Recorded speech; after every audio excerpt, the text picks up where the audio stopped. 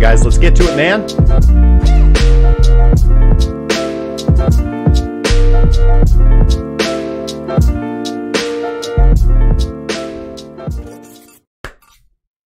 Hey, what's going on, everybody? Thank you so much for joining me on this lovely Saturday evening, guys. Of course, today is Saturday, February the 16th, 2019, foul year of our Lord, guys. Interesting day. Obviously, it's a weekend. You guys know that I'm not extremely fond of trading. Did put on some active positions today, just based on trading the range, looking to counter trend trade the potential breakout that is seeming like it is forming. We're going to do that. I did a big revamp on the charts last night, guys, in the midst of working on my strategy tester. I've been pretty deep in Pine script lately, trying to get the exact right parameters that I want for example, my trail offset and everything, corresponding the ticker offset, how price is calculated in ticks, for example, on TradingView against liquidation prices, for example, and sats on BitMEX, for example. So, so far, strategy is still quite profitable. Working on tweaking it to get the best possible results that I can, as well as incorporating things such as slippage and market fees, because naturally, anything that is automated is going to execute at market fees. So it's been a bigger task than I had really anticipated, but I'm really making a lot of progress and really thankful and grateful to all the help, everybody that's been helping me out and pointing me in the right direction and helping me expand my knowledge with how to write a strategy that I've been manually trading for a very long time into some kind of code. All right, so with that said, with that done, let's do the first thing that hopefully is on everybody's mind. We're going to do the draw. We're going to do the giveaway for the 3 spots for the Kraken Cryptocurrency Premium Trading Group. Obviously, we've had that giveaway going for 2 weeks now. It did end 4 hours ago. I do see here that, whoa, hey, Mal, thanks for the resub, man. 3 months. You are the man, my dude. You're the man, my dude. 3 months in a row, man. Stop it.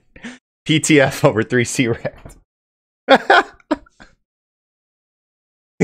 He's dragging the general into the chat, man. Hey, what's going on, Jasper, Mal, Eli, back, Inevitable Wealth, man. Good to hear you guys. Inevitable wealth. So that's an interesting question. So a professional trader, the legal definition of that, typically in the United States, is somebody who has a Series 7 license or somebody who handles other people's money. In Forex, you don't require any... in Forex, it's completely legal to trade somebody else's account. So have I done that? Yes. Is it completely legal to trade somebody else's money in cryptocurrency? Yes, it is. So have I had a Series 7? Have I traded securities for other people? No. And typically in the United States and around the world, that is the legal definition of a professional trader. Do I trade for a living for a profit? Yes, I do. And have I been for quite some time? Yes.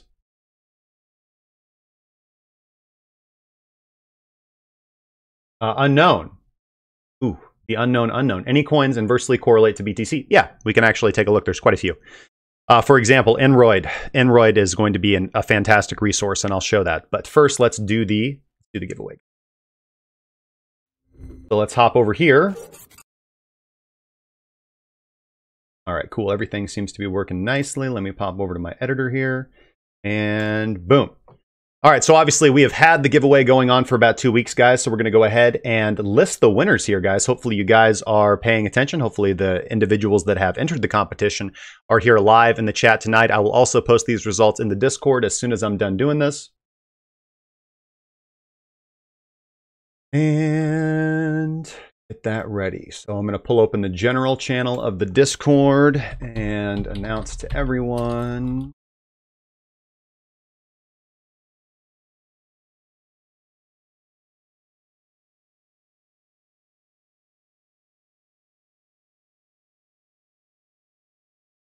Boom.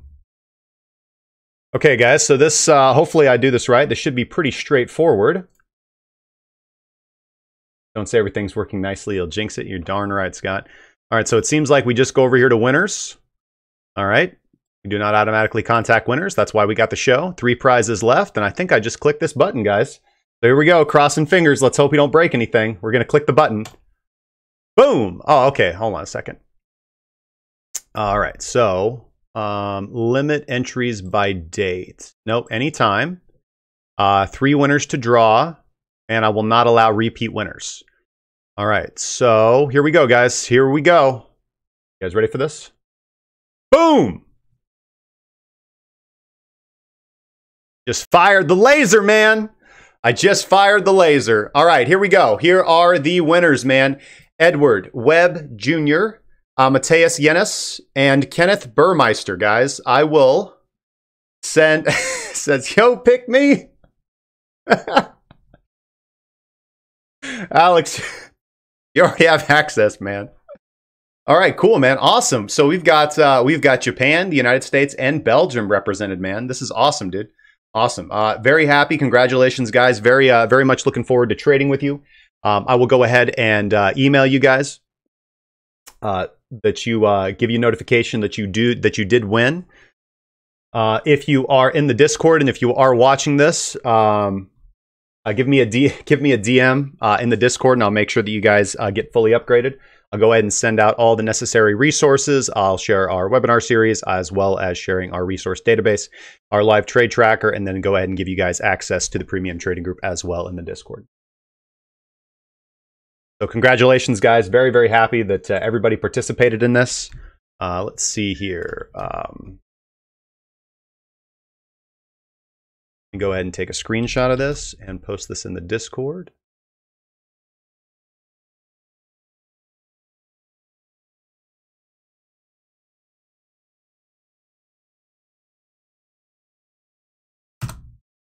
There we go.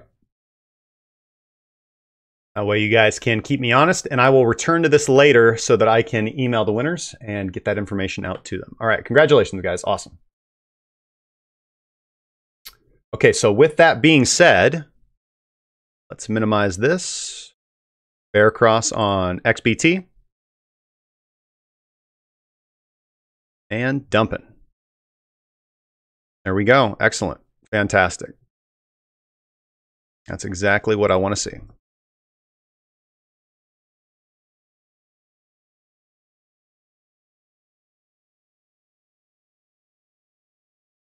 Yeah, I know. It's too late, Scott.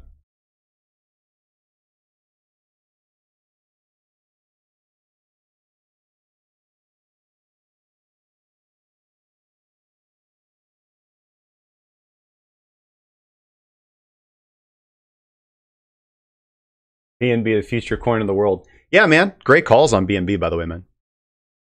Okay, so let's go ahead and start with Bitcoin as we do. Let's go over to BitMEX. And first off, I want to look at the weekly chart before we get into what's currently happening, guys. So as I said, I went ahead and redid this, looking at the higher time frames and just getting a better feel for everything, so that I could act more clearly, so that I could think more long-term, so that we can focus on the more long-term areas here for XBT on the Bitstamp chart. So what is currently happening? Don't mind that. That is a potential, not activated yet. All right, guys. So what's really going on in the big picture of things, man? The big picture of things. If we take a close look here and develop a battle plan for what we should really be talking about, nothing's supremely changed.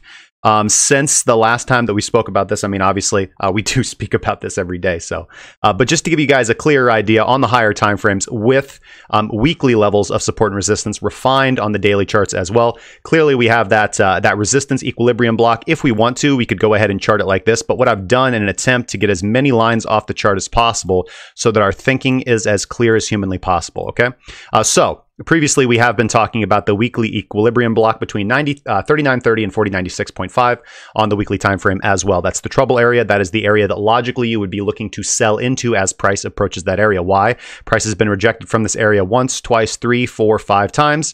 Pull back down to form a higher low. And until there is confirmed signs of a breakout, that is the area that traditionally you would look to sell. A confirmed breakout of that area and a reclamation of that area, meaning that area is reclaimed, having a higher time frame candle open and close above it. Most individuals are going to have their eyes immediately on previous resistance at 6,150 to 5,743. Again, I've just marked out the zone. The dotted zone is going to be less important. That is an area of liquidity, though. Obviously, the area that everybody's going to have their eyes on is 6,150. However, the reality of the situation is that you do actually have a different zone. And again, if you want to have more lines on the chart, again, in an effort to take as many lines off the chart as possible, I have simplified it. But then you do have actually a trouble area coming in between 4624 and 5,000. So if you just wanted to round that to 4,600 and 5,000, however, again, in an effort to get as many lines off the chart as possible, I have tried to drastically simplify things. Now, so you are going to have an initial trouble spot there, actually. If you look at VPVR, for example, on the weekly time frame, you actually see aggressive initiation here. This is when you had a lot of retail traders attempting to pile into the short after most individuals that were savvier traders were already long. You also had individuals attempting to buy out of their shorts, probably stops activating at this level. So this is an area of liquidity and also just an important higher time frame level of support and resistance. If we go back in time, looking at the weekly time frame, we can see that back in 2017, this was an area of resistance. We got a pullback on that, forming the low, the next potential support that we will be looking at if we do break 3,000. That area formed resistance again and then broke through, and then we didn't really have a retest of that area. Now, just because this area did not act as support on the way back down does not mean that that area is not an important level to trade upon and that it will not do what it is supposed to do in the future, which is act as support when price is above it and act as resistance when price is below it. So taking the position, taking the breakout trade for XBT to the long side, we assuredly have to take risk off the table at 46.24 and look to exit some of our position at that level. Alternatively, as price approaches 6,150, that is going to be a no-brainer short, man. It's going to be a no-brainer short. Everybody that purchased Bitcoin, and I'm talking about spot price because everything but a 1x long has already been liquidated. 2x longs have already been liquidated at this point in time. But anybody that purchased spot price for Bitcoin, which a lot of people did, a lot of people were very, very confident that this was the floor back in November, back in October, and purchased this level. They are deeply underwater now, and any approaches, any chances that Bitcoin will rally back to that level will be a sell. It will be a sell because everybody will look to get out of their underwater longs at break even, as well as just technical traders like myself looking at that as a no-brainer area to sell into, and the likelihood to see something like this,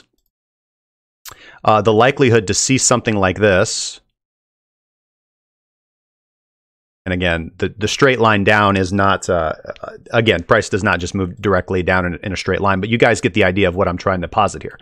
That is actually a very high potential. There's no reason that that would not be highly probabilistic to happen. In fact, that is the technically correct setup. To sell 6,000 and to look to take profit much lower. So that is the case for the bullish scenario. That's the case for the bullish scenario. Again, you do have the trouble zone, I guess, for local resistance coming in between 39.30 and 40.96. That is classically the area where you want to sell into, the resistance zone where you do want to be selling into. You have some other levels going down to the daily chart. We'll get into that as we move more forward.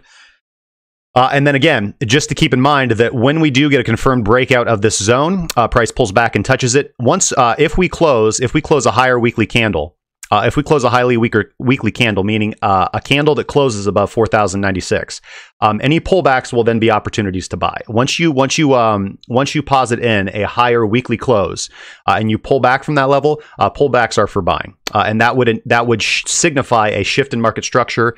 Whereas currently all rallies are to be sold into, that would signify a break in market structure where all dips are to be bought, meaning that we are now in a bullish trend, most likely on the weekly, and most likely the bullish, if we look to, let's mute time transformation here, and let's look at the Heikinashi. That would actually be a break in market structure, and we would be entering into a bullish Heikinashi trend as well. We'd also be most likely entering into a bullish Renko trend as well. Okay, so so that's the plan. That's the plan to the upside. The plan for the current plan obviously is to sell into 39.30, 40.96 until we get confirmation that the market structure is actually reversing, that we get a confirmed open and close above 40.96. Price moves to the upside. Look to reduce risk at 46.24.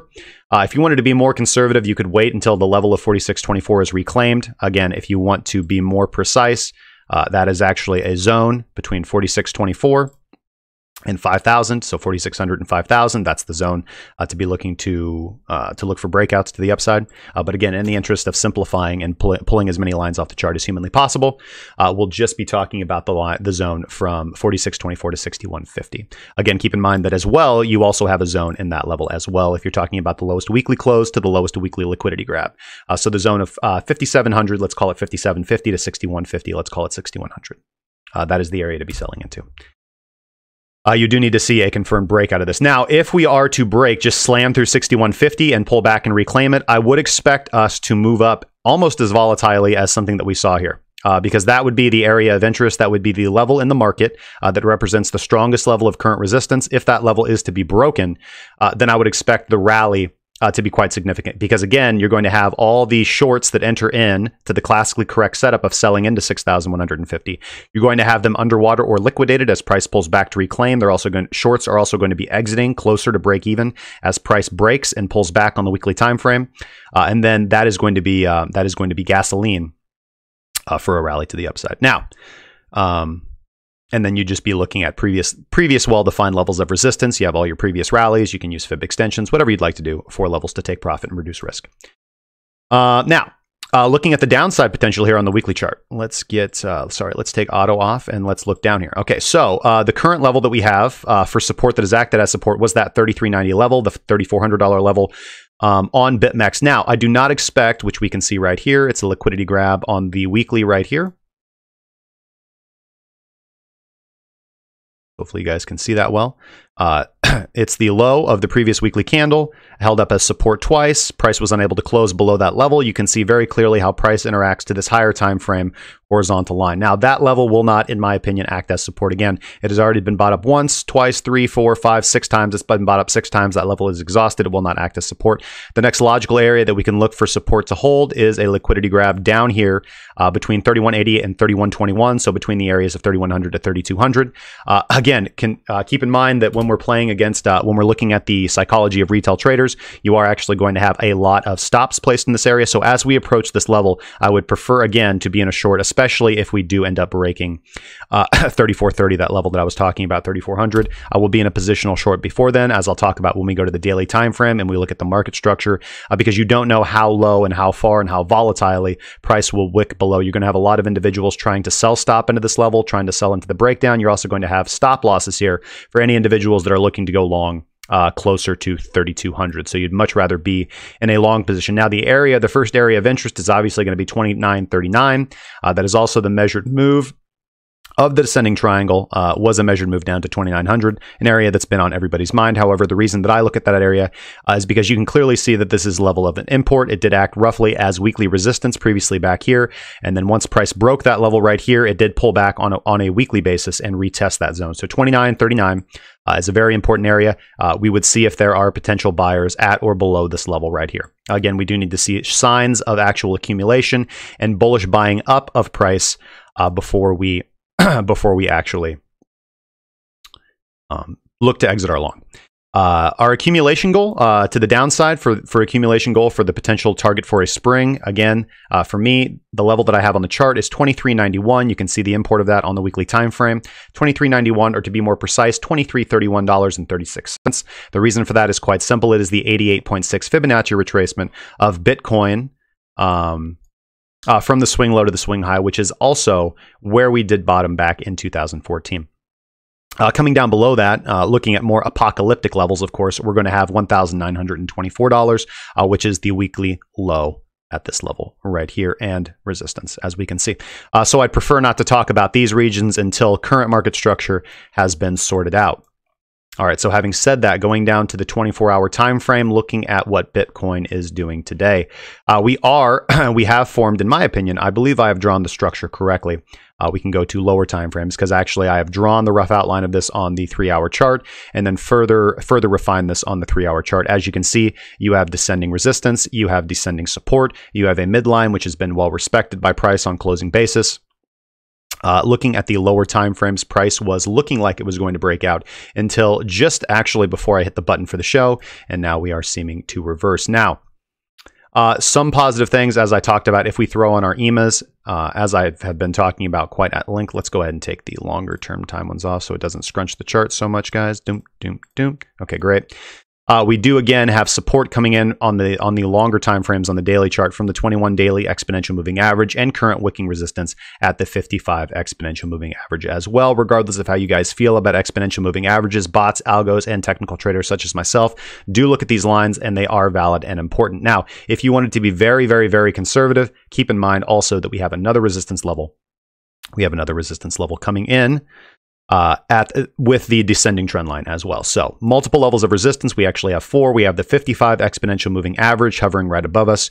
We have the weekly closing resistance line at 40.96. We also have the lower zone of that, so forming the weekly resistance order block between 39.30 and 40.96. That 39.30 that 39.30 is slightly above where our resistance downline is as well, our descending trend line, which is, if we plot out where we might be running into that on the daily time frames, let's assume a market cycle of 7 days. So 1, 2, 3, 4, 5, 6, 7. I think I jumped a number there.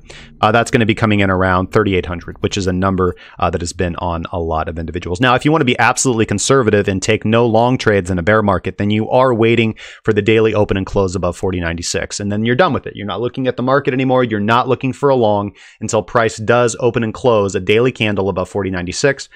You can even be more tentative and look for the weekly to confirm that as well. However, as a more frequent trader, I will be looking to put on a little bit more risk as we move forward here. Now, let's see here. Okay, so 1, 2, 3, 4 levels of resistance currently overhead. You can, of course, be conservative and wait for all those to break. You can also try to sell into all those levels. I would prefer to wait until confirmation of rejection for one of those levels to sell into it.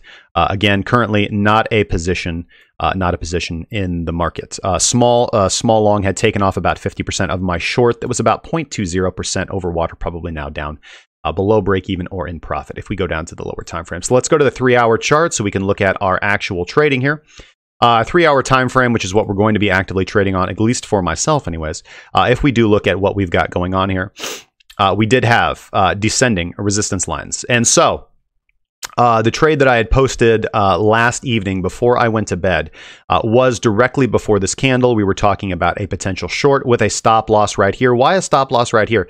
The reason why is because a close above that level would initiate a break in market structure. It would initiate a close and a trade above a previous high. So safe trade to put in, especially with current market conditions. Overall, we can see that the pattern that has emerged is a BART down to the downside. You have consolidation, swift stab downwards, swift spike upwards, sideways consolidation, swift spike downwards, swift spike upwards, sideways consolidation, spike up, spike down, consolidation, spike up, spike down. In these conditions, you generally do not want to be putting on trades. However, of course, there are, with the volatility of Bitcoin, you can be trading the 15-minute time chart, for example, or the 30-minute time chart using the higher time frames to guide your trading. And you would have had multiple profitable trades here as well, especially once this zone was established. So once you had this zone established, you could have taken this trade right here, and potentially you would be looking to take this trade right here. 2 to 3% movements, not bad. Excuse me, actually more like 1.5 to 2.5% movements. Not bad. Definitely worth it. Personally, I would prefer to have just been taking LTC to the upside, which has been in a confirmed bullish movement and much easier to trade over this last session. So right before the show started, guys, we did see something like this. So let's go look at the chart replay. Let's go bar replay and let's go just right here, guys. So right prior to beginning the show, this is kind of what the daily looked like, guys. So if we go to the 3-hour chart to gauge our trade on, again, now we're going to have to do bar replay again. Oh, whoops, no. Redo that, sorry. Hold your horses. Let's do this. Okay. So what do we see here? We do see a significant shift, it appears to be. We still have the 21 above the 55. Price is still above the 55. Price pulls back to the 55. Does not close below. Finds support. Looking bullish. We do have a descending... Excuse me. We do have a descending pattern with a bullish bias as we move forward because, again, we have not yet run into significant levels of resistance except for that daily tap on the 55-inch moving average. However, still holding that 21 daily, so we are still technically bullish. We still have the daily momentum. And we see the structure very clearly form out, guys. We see descending lower lows. We see descending lower highs. We see a midline that is developing. And what do we see here? We do see a break in that structure where we're actually able to close convincingly above the midline right here of this pseudo pitchfork that I have constructed here. And we do begin bullish movement to the upside. We do begin bullish movement to the upside as well as closure above the upper descending trend line as well. Technically, when that happens, when you do get a confirmed break in market structure, now, of course, it was not confirmed on the daily. So again, being conservative, you can wait till the daily. But once that generally occurs, generally the play does become to buy pullbacks. As you can see, 3-hour time frame price has dumped fairly significantly down back to the 21 exponential moving average. So you have two potential trades on your charts, neither of which I am in at the moment, except for that small short that I actually took about 50% risk off once this 3-hour candle closed. And then we just kind of got surprised by this latest 15-minute candle pulling back. Now, technically still, since we have had a break in market structure, technically dips are for the purposes of buying until you get a significant shift again in market structure, which in this case would be potentially a closure below the 21 if you want to be aggressive, below the 55 if you want to be conservative. You can also look at closure below the midline as well. Now, going to the daily time frame, you can also look. You can also assume that this is just a fail because we haven't had closure above the descending trend line on the daily time frame. Once you do get that close, or preferably open and close above the resistance trend line, you can consider that a break of the descending continuation pattern and continue on with the movement to the upside. Now, as we'll see, Ethereum is much more clear for a continuation pattern to the upside, but we do have to stake the idea that Ethereum and Bitcoin are going to move in lockstep. So, I would be banking and looking for potentially the continuation to the upside. So that's about all for Bitcoin right now, potentially with the confirmed close above the resistance trend line and holding the daily, the 3-hour momentum as well as the daily momentum, looking at the 21, holding the 21 very, very nicely, pulling back to test it, expecting continuation onto the upside. Technically still in this type of environment, pullbacks are for the purposes of buying. Pullbacks are for the purposes of buying. Going to the 15-minute time frame. Yeah, going to the 15-minute time frame, this did look like reclamation right here. We do get the break above and then the pullback. Technically, this is an opportunity for buying. Now, we have lost the momentum on the 15-minute time frame. Let's take the EMAs off and look at VPSV and see what this really looks like. All right, so we did have positive bullish movement above today's daily sessions point of control. What have we really seen now? We have seen price close below. We would be watching this closely if you want to be a lower time frame trader and just looking for confirmed rejection from the daily point of control. And then obviously you're using your lower points of control for areas of support. All price really did here, in my opinion, is come back down and wick down to the lower point of control on pretty high momentum as well. Now, you can, of course, be very bearish on this, looking at the 3-hour chart, for example, as you do have unnatural volume here with this Darth Maul candle shaking out longs and shorts, and then looking at this as a pullback. So really hard, difficult to gauge on which way this will go. You don't really have clear confirmation until you have that actual confirmed close and ascending movement above the trend line as well. However, definitely an area where you want to keep your eye on. Now, if you want to just assume that the range has not been broken and assume that you will not respect this 3-hour candle close, that's absolutely fine. Perhaps you're trading on a higher time frame. For me personally, I look at the weekly, daily, 3-hour, and 15-minute to do most of my trading. And you can just assume that this is the top of the range and you're looking to put on a short position, essentially actually the open position that I have now, and looking for the closure, or excuse me, setting your stop loss here at the high of this candle, which is coming in again at 36.15. Of course, that's going to be purple because it's going to be a stop loss. Because a close above that level would be a confirmed break in market structure.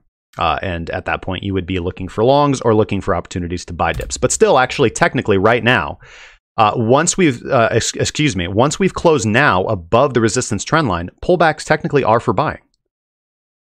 That is just the classical approach to trading breakout consolidation. All right.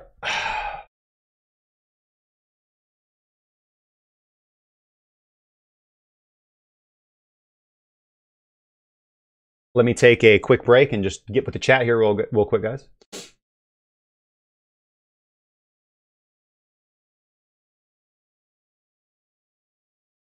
Jay Constant says, should I hold my BTC now or sell? Again, I can't give clear advice or financial advice as to how to manage your personal position. Again, I have no idea where you bought, where you're looking to sell, what your time frame is, man.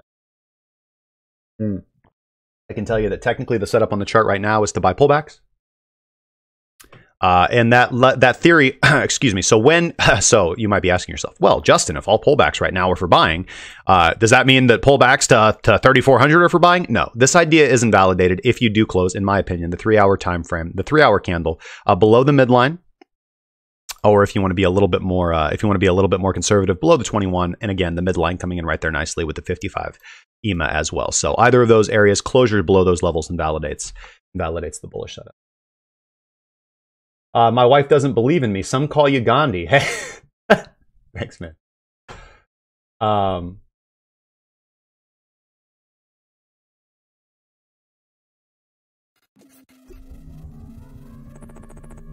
Hey, David McCartney, thanks so much for the sub on YouTube, my dude.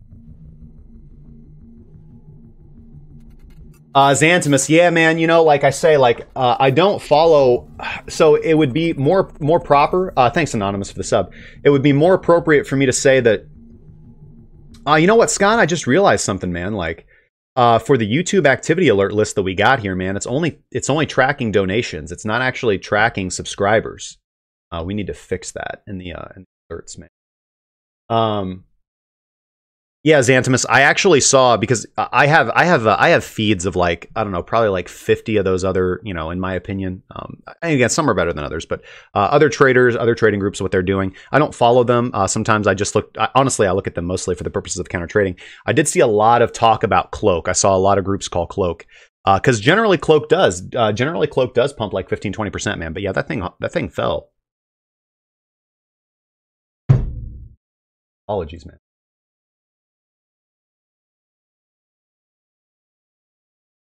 This morning, YouTubers were bullish on the Golden Cross, the 4-hour, 6-hour, 12-hour. But now, I don't know. I don't really play golden crosses. I mean, they're important, but really, EMAs. The primary purpose for EMAs are actually determining market structure. Are the EMAs flat? Prices in consolidation. Are the EMAs trending upwards? Prices moving up? Are the EMAs trending downwards? It's just good confirmation. Their actual function as support and resistance are actually secondary. Hey, what's going on? Gotta watch crypto. Good to see you, Mr. Ether. Levon Vartanian. Hey, what's going on, man? From Toronto.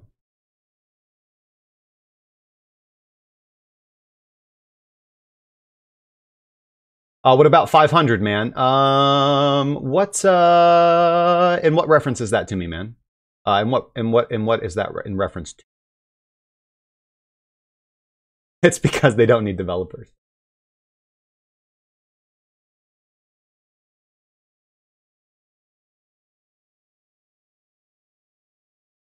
Oh, we're talking about low-term targets for Bitcoin? No, I listen, I'm not going to be one of those people. Again, I've told you this. Anybody who says absolutely for sure must avoid those people like the plague. But I would consider it extremely unlikely that Bitcoin goes near those levels.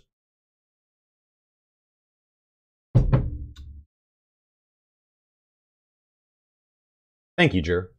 Hey, what's going on, Caribbean Crypto Show? Good to see you. 20-second delay for the sneezes. Curious if you think that because of the extended time period of sitting up here in this consolidation, it is unlikely that this is to be another BART setup compared to all the others. Yes, that would be my assumption. Yes, because this is a definitive. This is a shift in market structure. Again, we talk about convincing closes. When we talk about convincing closes above levels of support and resistance, this is not a convincing close. This is a close and an immediate rejection. This is a convincing close where we have a close and then follow through. And then we have a close, and just like we see here, a pullback to retest support. Now, when we're looking, if we look at this example right here, where price closes above and then immediately drops back down through, this is potentially what happens sometimes when you initially break resistance, where you do close and then initially drop right back through. So what we're looking for the really bullish bias, of course, if you did take the entry right here on this close or the close of this candle, because right here you're opening and closing above resistance. Remember that it's not so much the closing. What's really important is opening and closing a candle above resistance. So, for example, if you had not entered on this candle, but you had waited until the close of this candle, because now you have opened and closed above resistance, you're still in this trade potentially, and right at break even, because once you do that, your stop loss does go below your lowest level of support in the current market structure. So your stop loss is technically down here around 35.30. So you are sitting quite pretty. And of course, you can always exit the trade if the 3-hour candle does open and close below the midline. But ideally, what we're looking for this trend line to be invalidated, or for us to have a confirmed breakout to the upside, is to see something like this, where we open and close, which again, we did see here. We did see an open and close. So interesting to see, because we have done that technically right now, the technical setup is to buy pullbacks. So traditionally speaking, this is something you should be purchasing into. Of course, you can be more conservative and go off those other metrics that I listed previously.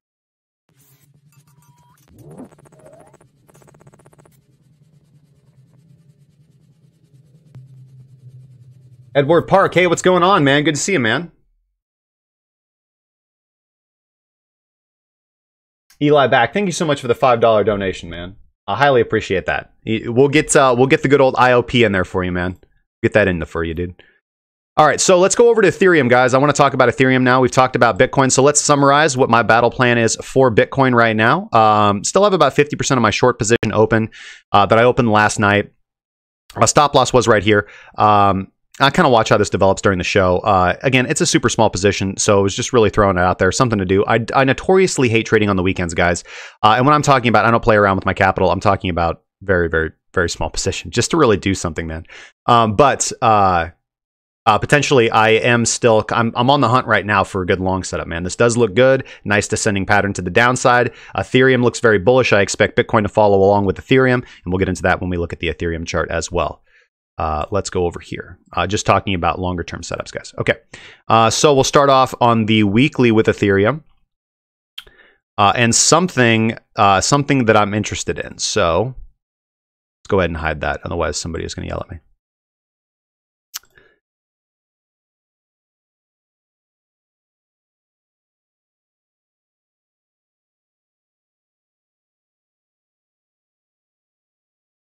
All right, so when we look at the weekly time frame for Ethereum here, again, we do have some very clearly delineated, very important levels of market structure, guys. Very important levels of market structure. Clearly, the most poignant one, the current level of current resistance coming in that is most important to us is going to be 162.45. We can see clearly on the weekly time frame how the market has reacted to this level. It was bought up here, did not act as support on the way down, was completely rejected. Well, excuse me, it did act as support because it was a liquidity grab and price was bought up at these levels. Price crashed down through that level, and then it did exactly as it was supposed to. It acted as resistance on the first pass through. Now, on the second test of resistance, again, the strategy is to sell. So as we approach the level of 160, the strategy is to sell. Again, if you do want to put more lines on your chart and talk about zones, you actually do have a weekly zone between 155 and 162, in which you should be looking to sell the market. That is the technical setup. That is the correct setup. Now, if we go down to the daily, we can show these levels that I have defined here, but you can see how they interplay well on the weekly time frame as well. The current resistance that we're kind of butting against is 123.31. We do actually have a trouble area above us at 128.90. So if you wanted to be very conservative, you could wait until the daily open and close above 128.90 and then look to take that to resistance.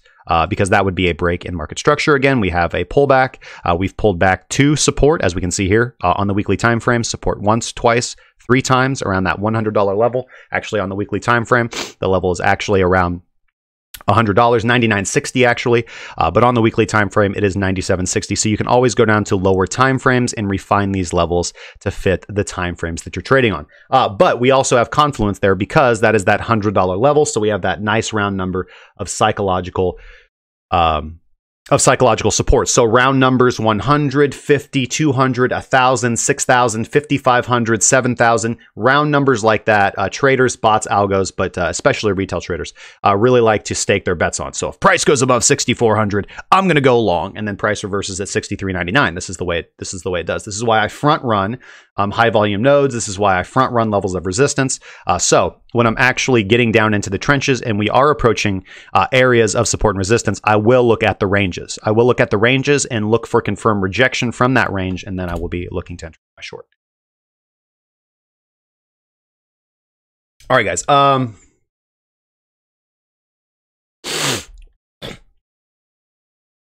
Weekly time frame for Ethereum. One thing that I do want to talk about, and this is what me and Alex were looking at last night. If we look at this pretty closely, man, and actually let's take off. It's fine being on there. It's cool.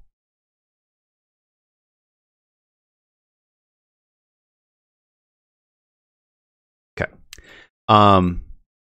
What we can actually see is what potentially could be accumulation in the Wyckofian sense. So if we look here, we have a level of preliminary support. Price contracts in a symmetrical triangle that breaks to the downside. We have a selling climax, an automatic retest, a secondary test. So this would mean that we are entering into phase B. Phase B would posit, if this is correct, phase B would posit that we experience a higher high here on the weekly time frame, that we end up coming down and posting in a lower low, which would be a liquidity grab. So liquidity grab to the upside, liquidity grab to the downside. Price moves back up about to the mid-range. Price can actually come up as high as the previous high or the secondary high. And then we would have a spring where price would go significantly lower than selling climax. The spring doesn't always happen in accumulation, but it is basically a level where market participants are forcing the market down to shake retail investors out. It's also known as a shakeout. And again, that level, I believe, could push us down to $60 to $55 Ethereum. That is if this accumulation method plays out, and then we would see a pullback and a reclamation of the support level right here that we have at the selling climax. So that level of around $80, potentially even the secondary test level around that $100 would probably be a very important area.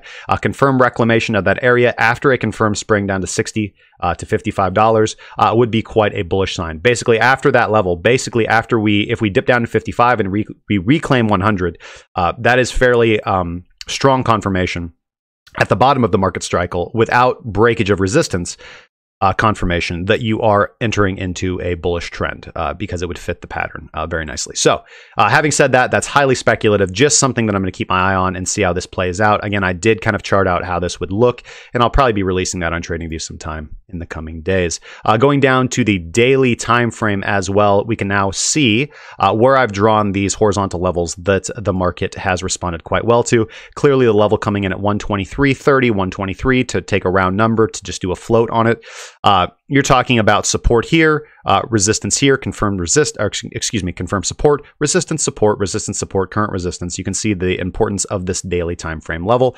And that is the level, if you're wanting to be conservative, that you are waiting for the daily to close above. Again, preferably the daily to close and a lower time frame candle, something like the 3-hour chart, to open and close above before you're looking for a bullish trade to the upside. You do have an initial trouble area coming in at 128.90, support here, resistance here. We expect it to act as resistance. So if you wanted to be extremely conservative, you could also wait for the close above that level. Now, if we can just clearly see here, the Barting pattern down, there's no BART pattern here on Ethereum. Although people have been getting wrecked to the upside and the downside, we do see this as a much cleaner symmetrical consolidation pattern that we are putting in right here. Again, when price reaches lows and has a very nice rally and it moves sideways and price contraction in a nice symmetrical pattern. A symmetrical pattern is a chart neutral pattern that is often a continuation pattern to the upside. Eli, man, thanks so much again for the $5, my dude, man. I hope you have a fantastic weekend. I hope you have a fantastic weekend as well, my friend. Highly appreciate the support and the donation, man. You are always, as always, one of the good ones, man. Value your support. So if you want to be very conservative, there's a couple levels. If you want to be aggressive, you're looking for the close above the resistance trend line. If you're wanting to be mildly aggressive, you're looking for the close above 123. If you want to be very conservative, you're looking for the close above 128, 129. To be looking to take the trade up to. Again, if we go down to the weekly time frame, we see the zone. Let's put in that zone. What is your trouble zone right here? Your trouble zone is going to be the level of 155 to 162. That's the area that classically you want to be selling into and taking profits. Also, another way to look at this too on the daily time frame on the breakout is you're looking to potentially enter now if you wanted to.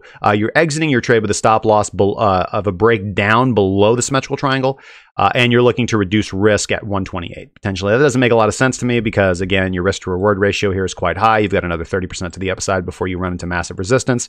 If we do end up having a confirmed rejection from this level, on the other hand, and we close the daily, open and close the daily below the supportive trend line, and start heading down to downside targets. The level of $100 has been bought up once, twice, 3 times. I do not believe it will hold again. The next level that we could potentially see as support is going to be $80.60.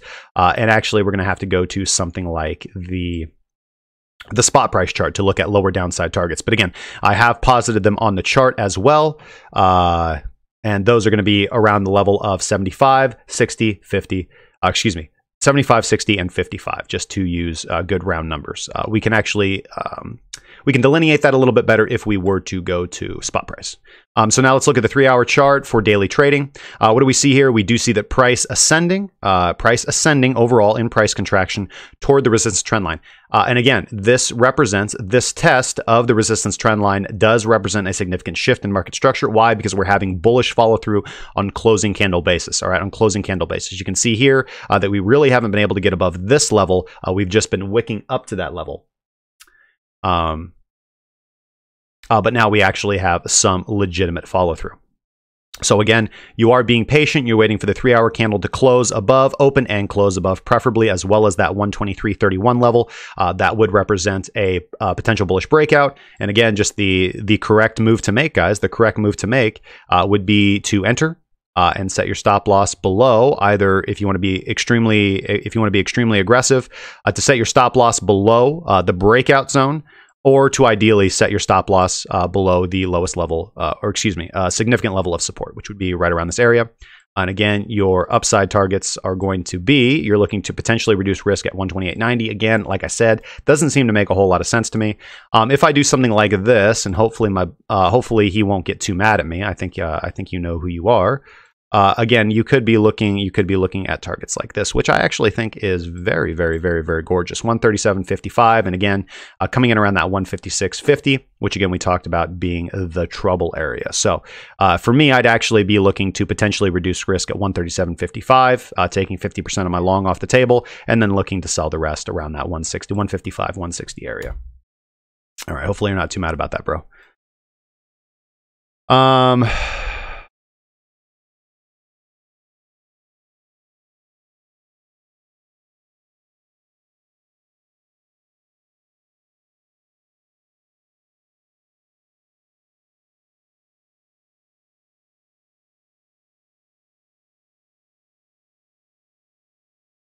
So anyways, having said that, Having said that,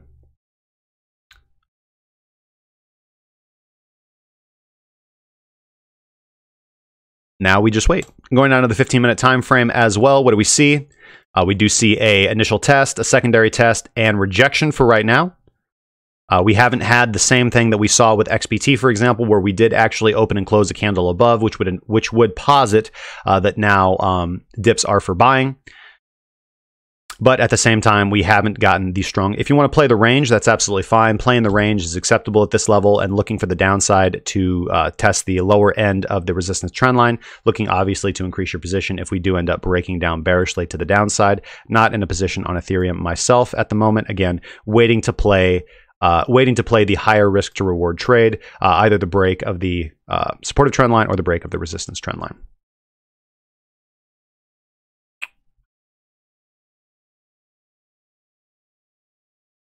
So if you're looking for that level to the downside on the daily time frame, if we go down to the daily time frame, and again, I want to have as few lines on my chart as possible, but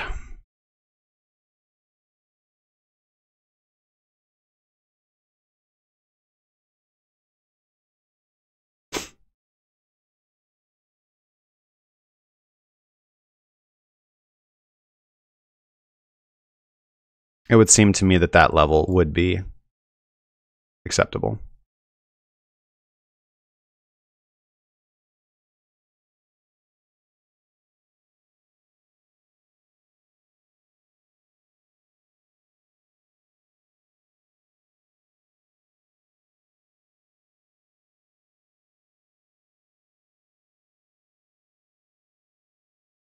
Breakout line and breakdown line.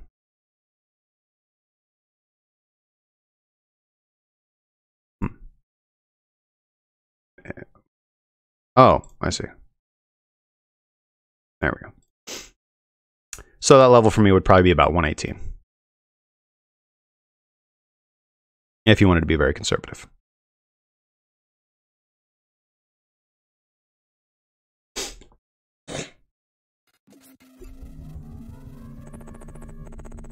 Hey, Caroline Hawkins, thanks so much for the sub on YouTube. All right, so having talked about Ethereum, let's talk about TRX. Reduced about 50% of my position from my short on TRX, entry at 745. Reduced about 50% of my position when price did end up closing outside. Going to the 3-hour time frame right here, we can see the price did end up closing outside of the resistance trend line. I will take 50% of the rest, or take the rest of my position off the table if we're able to have a 3-hour close above 662.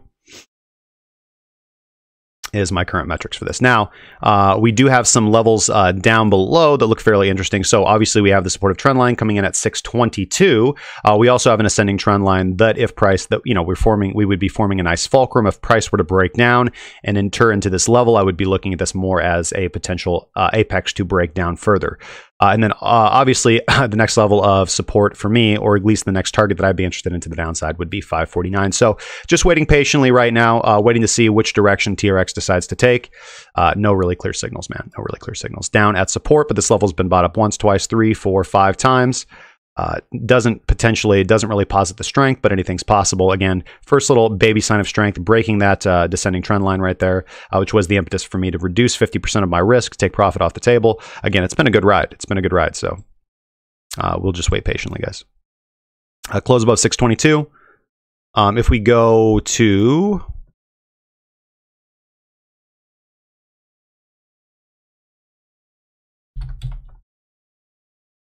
to spot price and look at Tron.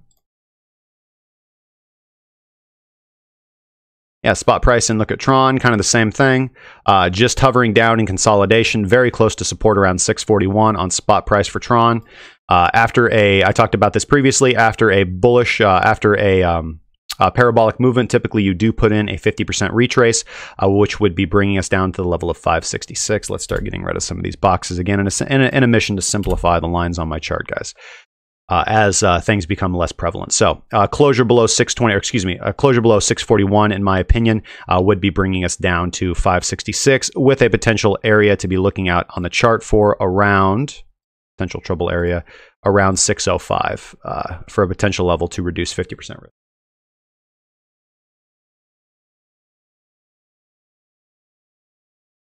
Yes, you can, Caribbean Crypto Show. You can run a Lightning node on a Raspberry Pi, to the best of my knowledge.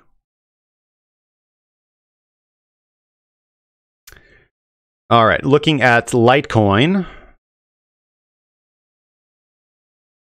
Here's Litecoin right now. This is one of my positions in a short on Litecoin. Let's go to the daily. And to be quite honest, man, the daily, not giving us a whole lot of information on BitMEX, honestly. Daily time frame did give us the sell signal back on the 10th of February. Price did pull down. Sorry. I don't have anything there, sorry. Price did pull down, found a little bit of support here. Again, when you see a typical reversal candle like that, you've had a significant movement to the downside.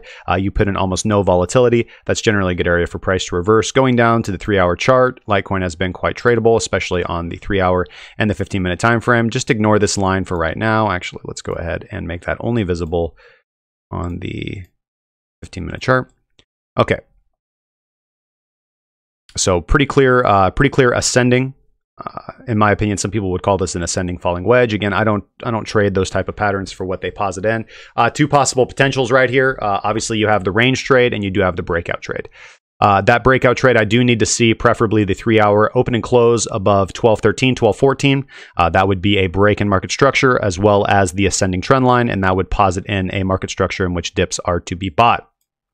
And then you have upside targets of 1249 and 1279 if we are going to get a break above resistance. Currently, right now, although the play is to short resistance, you don't long into resistance. You short breakout, or excuse me, you long breakouts and confirm breakouts. You short typical resistance. So again, 3-hour time frame, you did just get a sell signal at 9 o'clock this morning. Price has just kind of waffled around until actually finally rejecting. So finally, in good profits on my short. I went into that short probably around I'd say 3:30 p.m. today. So feeling pretty good about that. I'm just going to trade the range, looking to come back down here to previous level of support, potentially looking to reduce 50% risk here around 175. So I'm going down to the 15-minute chart. We can actually see the impetus for my trade. Again, you always, it's very helpful to go down to the lower time frames and look for confirmation. So again, most people would want to take a short here. Why would you do that? Here's that. So here's that, what looked like a whack-a-noodle chart on the 3-hour chart, but you can see how it's been very helpful on the 15-minute chart. So again, I find that when drawing trend lines, pitchforks are my favorite go-to. Sometimes I don't like the way that TradingView restricts your pitchforks, and so I do like to draw them manually. Anyway, so what do we see here? We do see that price consolidated around the upper resistance trend line right here. We did get the 15-minute sell signal, and price rejected and came back down to the midline right here. Then price came up, and this is where I started to look to pay attention to a short. When I saw price come up and form a lower high and not get all the way to resistance, it pulled back down. I wanted to go into a short here. But I thought, nah, let's see, let's wait. Then I saw price come up, form a lower high, and I said, yeah, let's go, man. Let's go. Price formed a lower high, and I said, let's go. So I actually entered on this candle. So.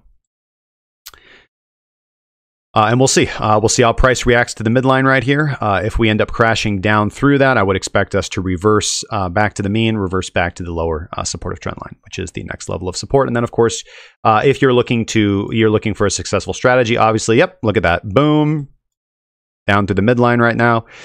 This is typically an area where you would, give me a second, look to increase your position size.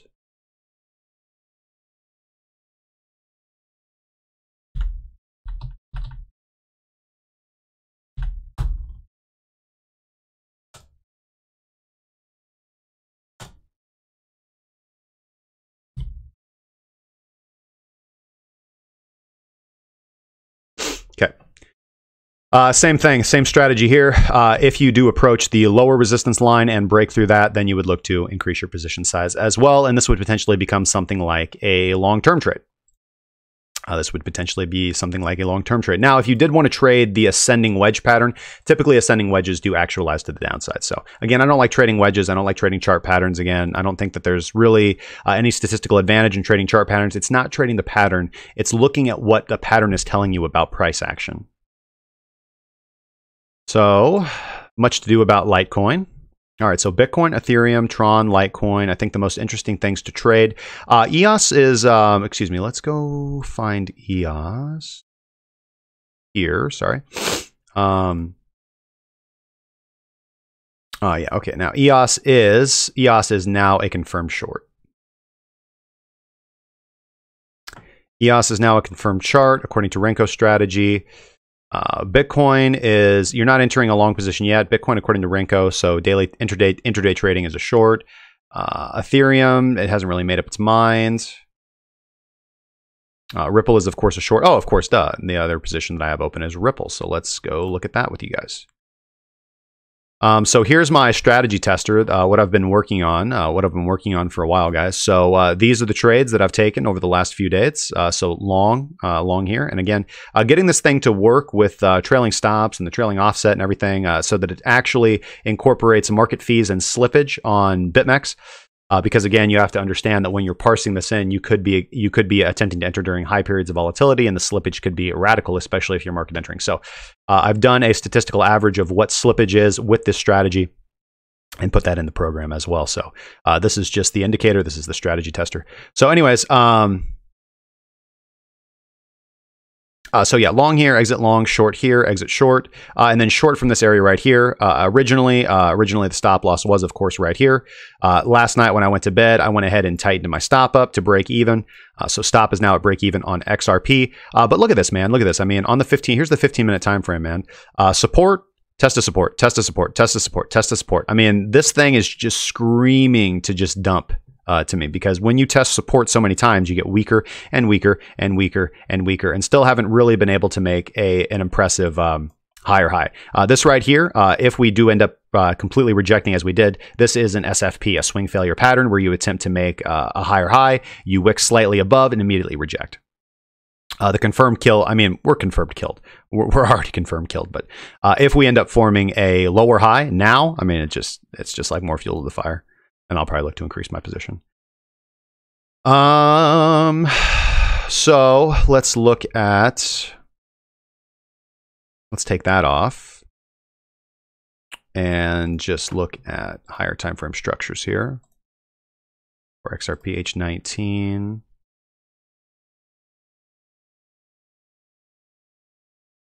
Yeah, quite a similar thing, man. Unfortunately, the bulls bought this area up once, twice, lower high, lower high, lower high, and then testing that area of support again. This is really screaming to break down in a descending triangle pattern formation. Same thing that you see over here, guys. It just does not look bullish to me. Does not look bullish. 3-hour time frame. Let's pull open time transformations so that we have the appropriate trend. Looking at the 8-hour trend, of course. Bearish 8-hour trend, which is what I use to cross-reference for the 3-hour time frame. Just this, just this level of consolidation at support doesn't really scream bullish to me. This thing doesn't really scream bullish until we're able to break a significant level of resistance. So, 3-hour time frame, it would seem that a 3-hour close above 84.55 would represent a break in market structure. Still, technically, the strategy would be to sell, would be to sell into 85.08 until you're actually able to close above that level. Then again, you don't really see resistance up until 86.96 if we do want to chart the bullish potential scenario of all this. So, but again, generally over the weekend. Typically over the weekend, the safest position to be is in a low leveraged long, and then you wait until Sunday evening to reevaluate and look for your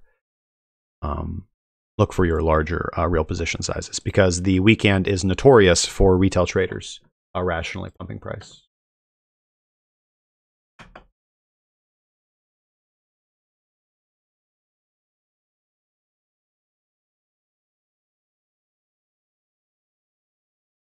Yeah, Mal, no problem. Let me look at BTT. I'm not going to pull open your chart, but I'll give you my opinion on BTT because it hasn't really changed for a while, and we'll see if we're in agreement.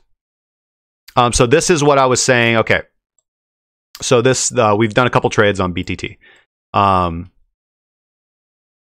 So this was the original buy setup for BTT. 19 to 22 sats was the entry zone for BTT, as you can see right here. Buy zone 19 to 22 sats.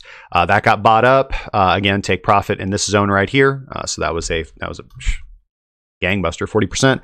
But again, you know, not what I was looking for, because really the fib extension does put us up here. It does put us up at 54 sats.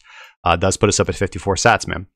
Now, you can be conservative and wait till the break 36.37 to get there, man. But then the last time that I looked at BTT was right here, and I had put this in. And if I was a gambling man, I would reckon this to come down to 19, 18, 17 sats, man.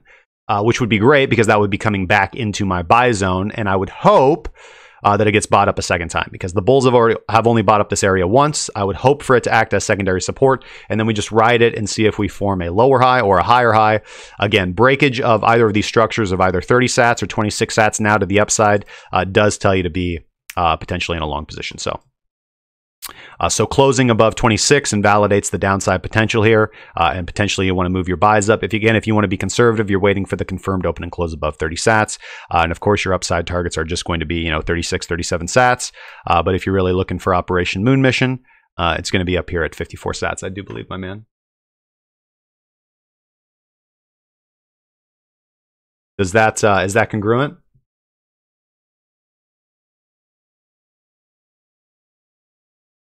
And again, we don't have a lot of daily time structures to incorporate this, but just if you just see here, you have resistance, you have rejection from resistance right here, you have a little bit of daily support right here for 2 days. That's rejected, confirmed killed right here, confirmed killed right here, and now I think we're just trending to the downside.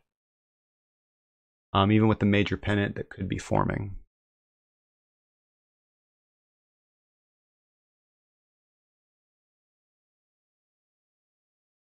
So you're talking about something like this?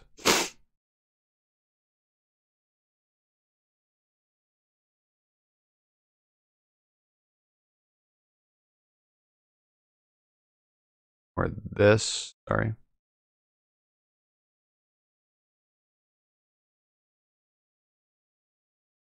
All right, come on, bitch. Yeah, let me look at your chart, man.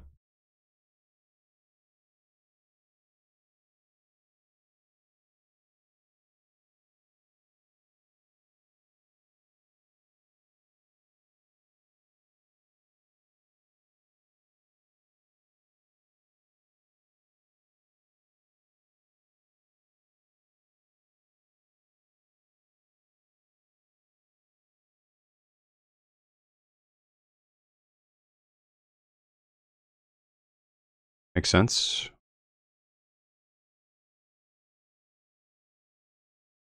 Where are you anchoring this?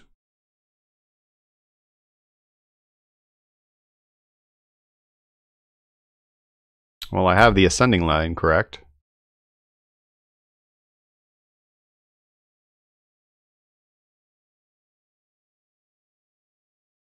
Yeah, I mean, I drew the this is what you're talking about, right? This? Correct?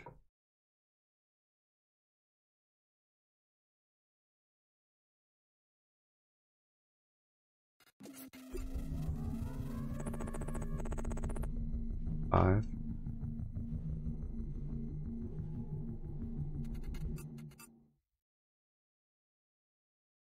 Oh, you are measuring from back here, right? You're anchoring right here, correct? Don't get quiet now, dude.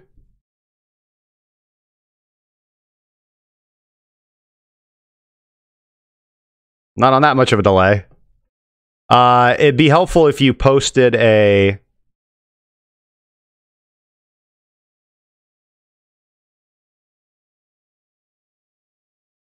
It'd be helpful if you posted this as a published idea so that I could manipulate.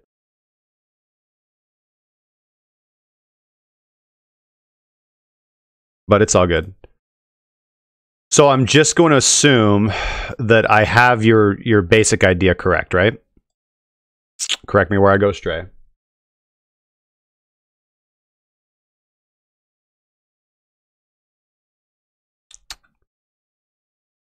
So this, you're saying the second point I am using is the false break.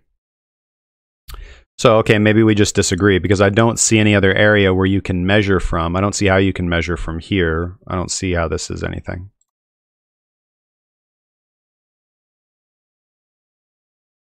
I'm sorry, man. I'm trying, dude. I just don't see. I don't see where you're anchoring from. I'm not seeing what you're seeing. Oh, because you're on. Oh, because we're looking at different charts, dude. Because this is USDT.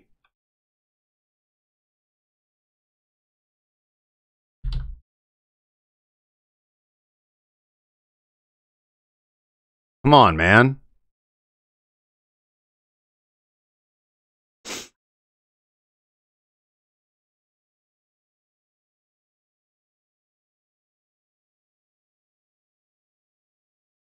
I feel like you're not even trying, Mal.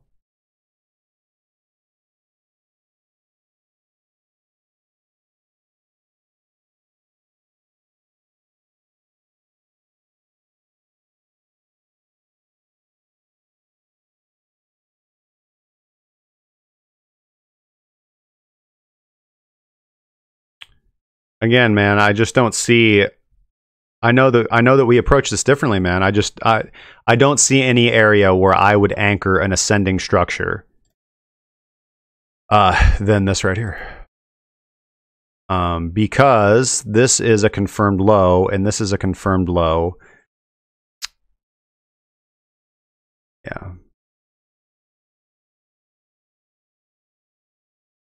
Let's see what the overlay. Hey, thanks, Scott, man. Overlay is beautiful. Yeah, man. I don't see an ascending structure, man. Because the only confirmed swing low that you have is this area right here, and you can't confirm this area. You can't anchor anything off of this. So again, the only thing that I could see, the only thing that I can justify drawing is this, and that already looks like a break in market structure.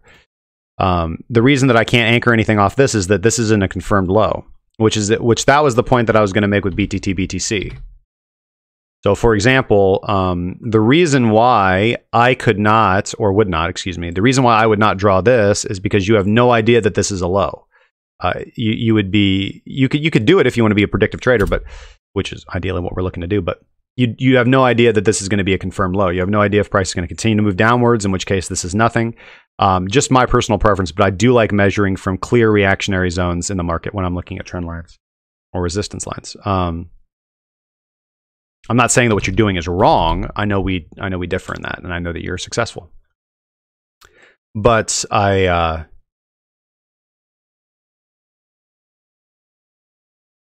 I can get on board with, stuff like this. I can get on board with stuff like this.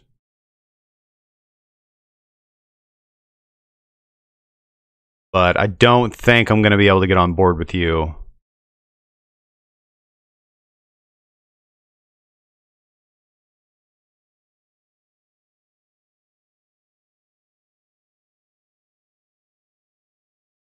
Let me look.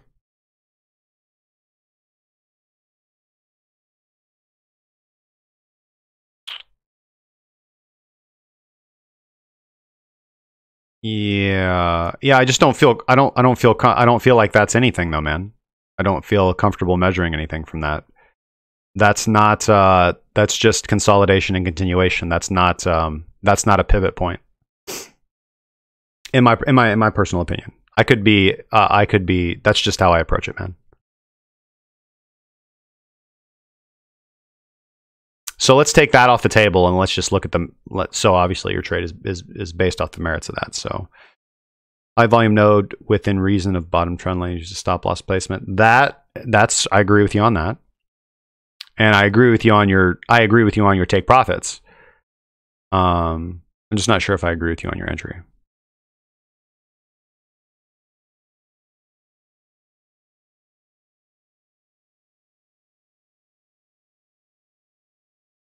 Yeah, just looking at BTT BTC, I'm more inclined to, for me anyways, this is what I'd be looking at. I would be looking at maybe something like this. I would assume this as a break in market structure. And I would be looking for a confirmed close above 26 sats or above 30 sats to be looking to take this to the upside. Wouldn't really, I'm not sure. I don't think that I would actually enter into this on a close above 26 sats, because you've got that resistance trend line right there. I'd want to see actually a close above 30 sats, because it feels like if you just bought in on a close above 26, you get whipsawed to the downside. So for me, the trade is 30 to 50, 30 to 50, or 19 to 30.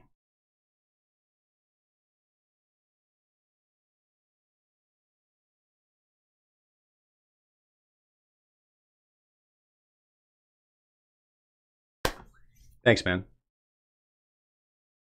Hey, no problem, dude. Always happy. Always happy to take a look. Oh my God, it's 6:17. I'm going to go grab some water. I'll be back in like 2 minutes, guys. Don't go anywhere. That probably sounded like the most absolutely like god-awful annoying thing you've ever heard, dude.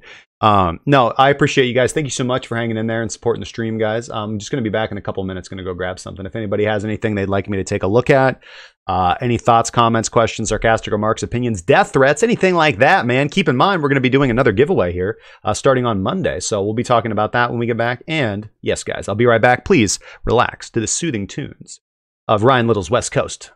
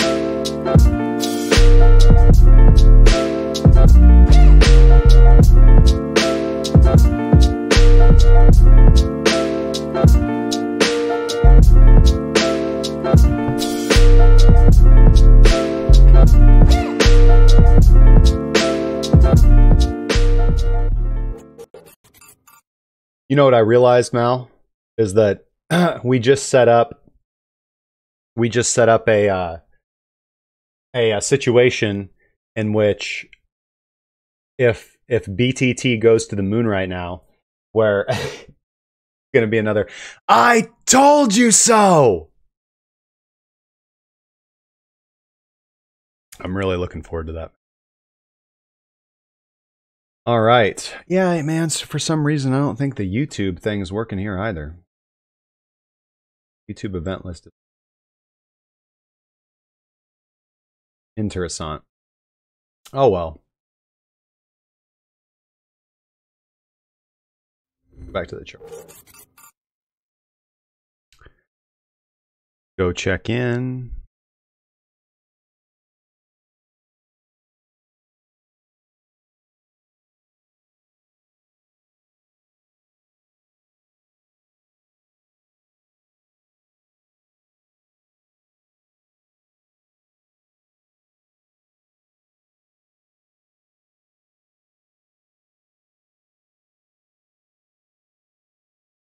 XBT still below the resistance trend line. ETH still below the resistance line as well.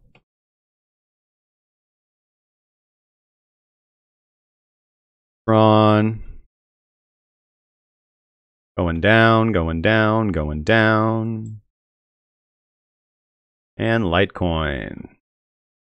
Traveling down below the midline right there, baby. Go, baby, go. All right, anyways. That's about enough of that. And XRPH19. Behaving quite nicely. Look what it's doing right now. It's stuck right at that level. Like XRP hits that level and it's like, system error.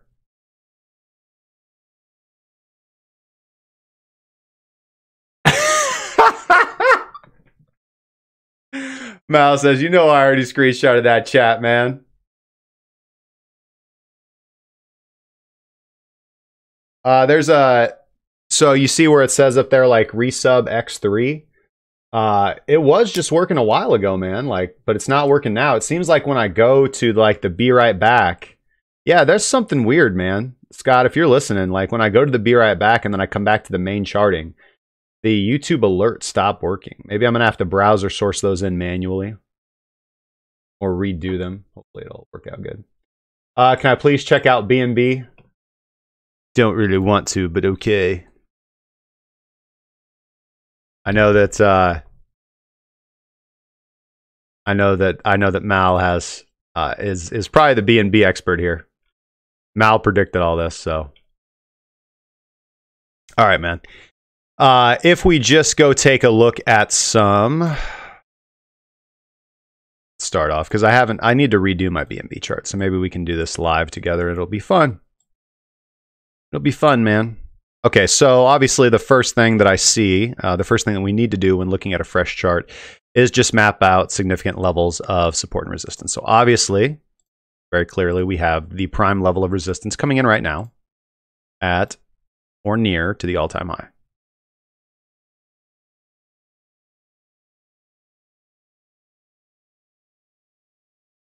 Huh, for some reason that's still like dotted. Odd.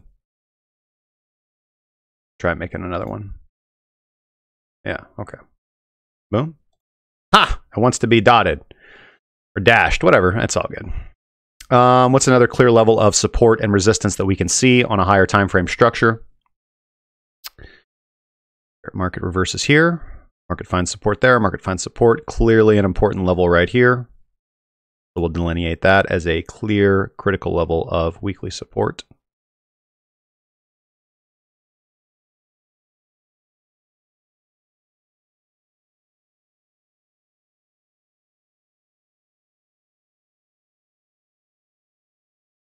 And then the next level that we could expect to see prior to that, so what we would consider our trouble spot, would be this zone right here. Yep. This is going to be what I would refer to as a trouble spot on the way to the downside or a potential level of support. You can see where the market does have initial resistance here, breaks through, pulls back and tests actually on the intra-week basis, pulls down, finds initial support here, crashes through, retests as resistance, consolidates at support, springs springs, pulls up, finds resistance, pulls through, breaks through, hits resistance. And then moving down below that, obviously we have this zone right here.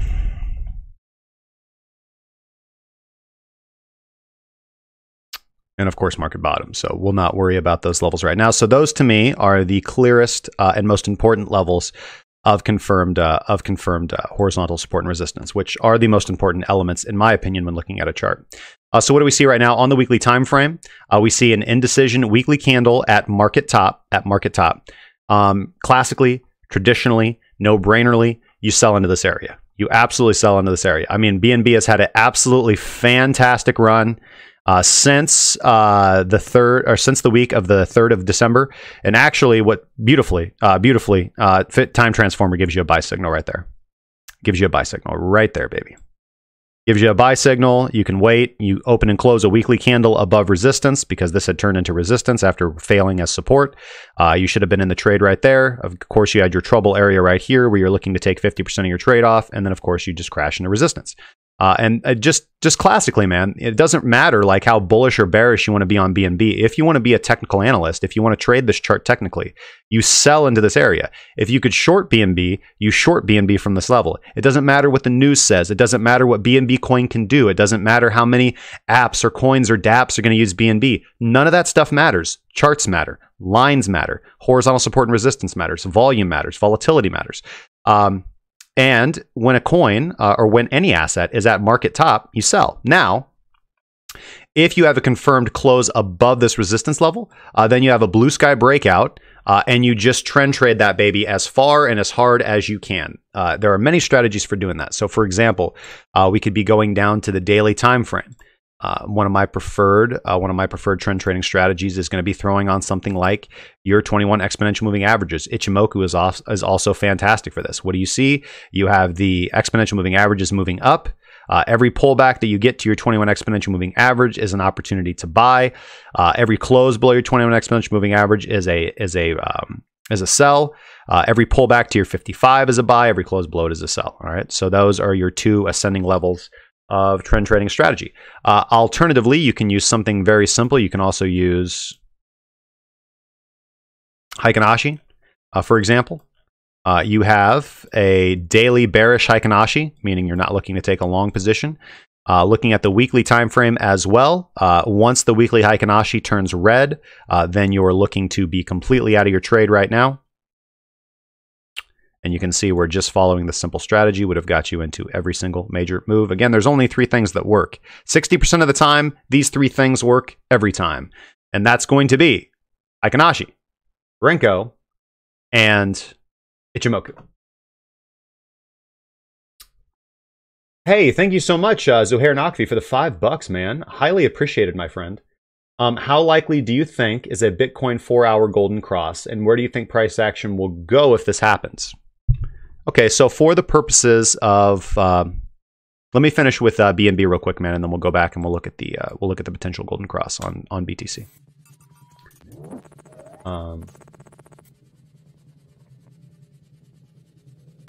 So yeah, just classically, this is an area where you sell into, man. You're at the market top. Now, if you come down here to the daily can be your leading indicator, for example. So now we can throw back on time transformation. And we're going to use current chart resolution for right now. Looking at the daily, you get the daily sell signal right here on the time transformer. Haven't gotten any indications to be back in. You have not gotten a bullish crossover. Looking at the Fisher, we're about to close down below the neutral line. You don't have any sort of bottoming pattern on the Fisher. No resistance, no divergence. Just absolutely nothing to indicate that you should be in a trade. In fact, what you've actually done is you've made a new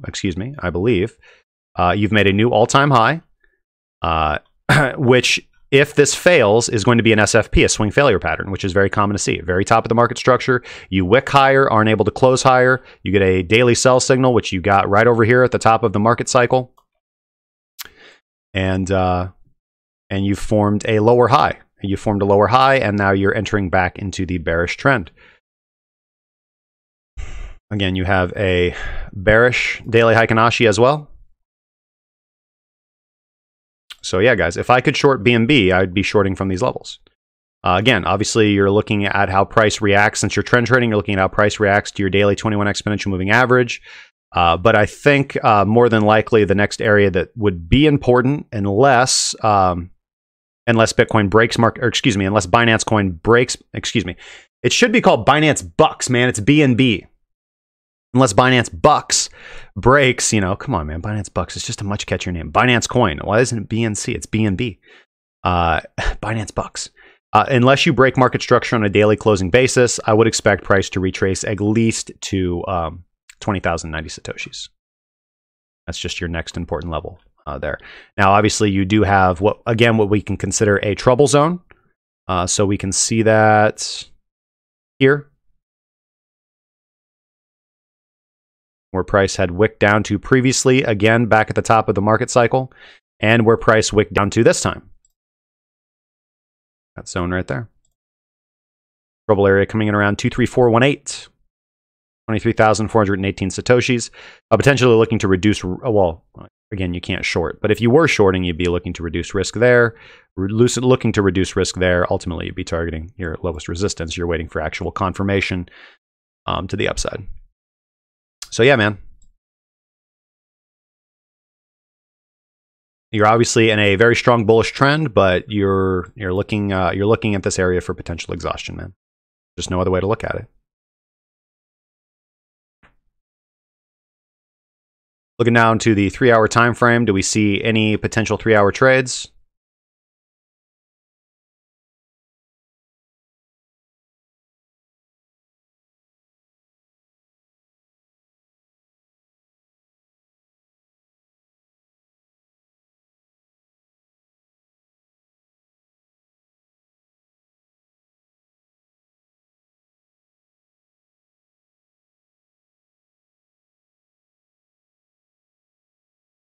Don't really like that. Doesn't really seem to make any kind of sense to me, but that's kind of the pattern that you'd be looking for too if you wanted to trade trend lines. Obviously, a very clear delineated resistance trend line, very clear supportive trend line right there. You could be more fancy with it if you wanted to go back, but for purposes of this, I think that a structure like this is going to be less helpful for you than something like Ichimoku or your EMAs. So 3-hour time frame, you're down below your 21 exponential moving average, meaning you're not necessarily looking for a long yet unless you get a strong reversal signal. Which time transformation hasn't given you. Time transformation, dollar cost average you into this. Out on the reversal or out now, potentially. Now, 3-hour time frame price is now getting squeezed in consolidation between your 21 and 55. We talked about this before. Really, man, not an area where I want to be looking to take a long, man. If you can get the 3-hour above the resistance trend line, and of course, that's the ultimate weekly level of resistance, you can potentially look to take a long. But when I see after a lower high, I would expect to see a lower low. And if I see a lower low here, then I don't think it would be too hard to argue with me that BNB is on the way down. I don't really see any short-term trades here, man. 15-minute chart.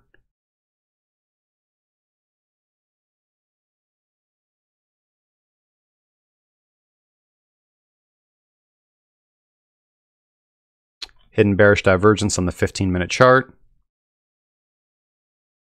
Price naturally reacting to that.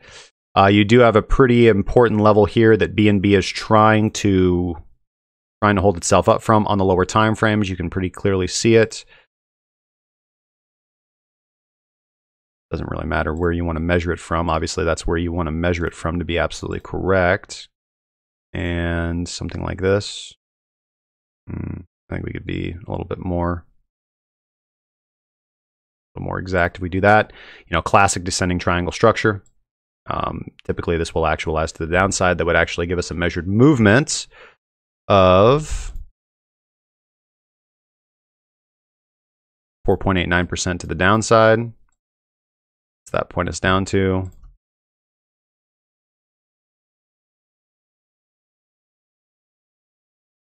right about there.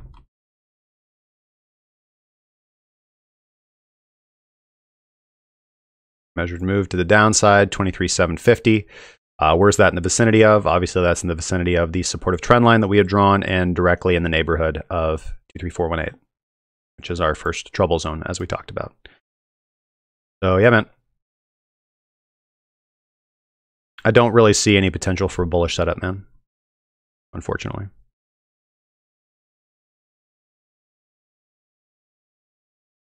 Hey, what's going on, Kolya? Web dev newbie, man. You know I start off every day with like a freaking half hour of Bitcoin, man. And actually, we're going back to Bitcoin right now. So, all right, Zuhair, let's get into Bitcoin. Or back into Bitcoin, I should say, since we started off the day with about a half hour of Bitcoin. But web dev newbie, thank you so much for tuning in, man. I highly appreciate it, man. Didn't mean that as an affront. I highly appreciate the support. But altcoins are people too, man. Altcoins are people too. So we'll go to the 4-hour time frame. And what you are interested in is the golden cross. So what we're going to need to do is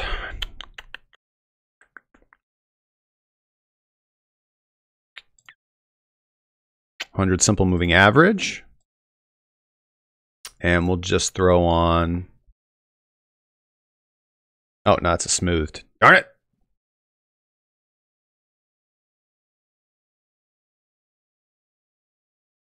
Simple moving average. Get that smoothed piece of crap out of there. Alls are alright, but smooths are garbage.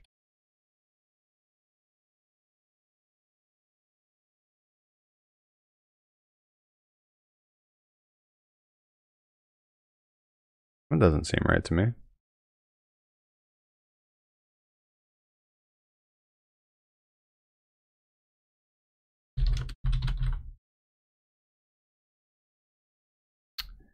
Come on now, dear Lord. Did not like that one. I guess that's the only one that it's going to let me use. I do not like that built-in simple moving average. That's why I write my own. But whatever, man. That seems a little unnatural, but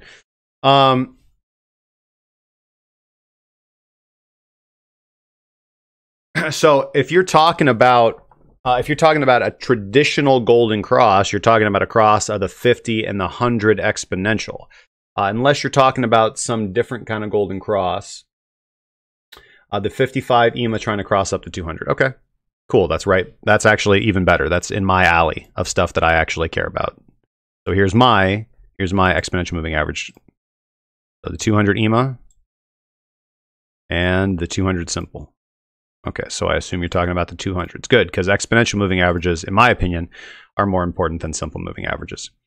So how likely is a golden cross? Well, looking at this, just if we keep with the price pattern that we've been talking about, if we look at the what price is likely to do, or what price action is telling me anyways as a technical trader, we do have this Barting pattern to the downside, obviously 4-hour support on the 200 exponential moving average, as well as closing bases on the 55 exponential moving average is very important. I don't often trade on the 4-hour time frame.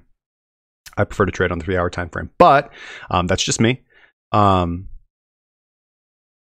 of interesting that people are excited about. Anyways, no negative reflections on you. Of course, it is an important metric to look at. Golden crosses, bots, algos, lots of technical traders do use golden crosses.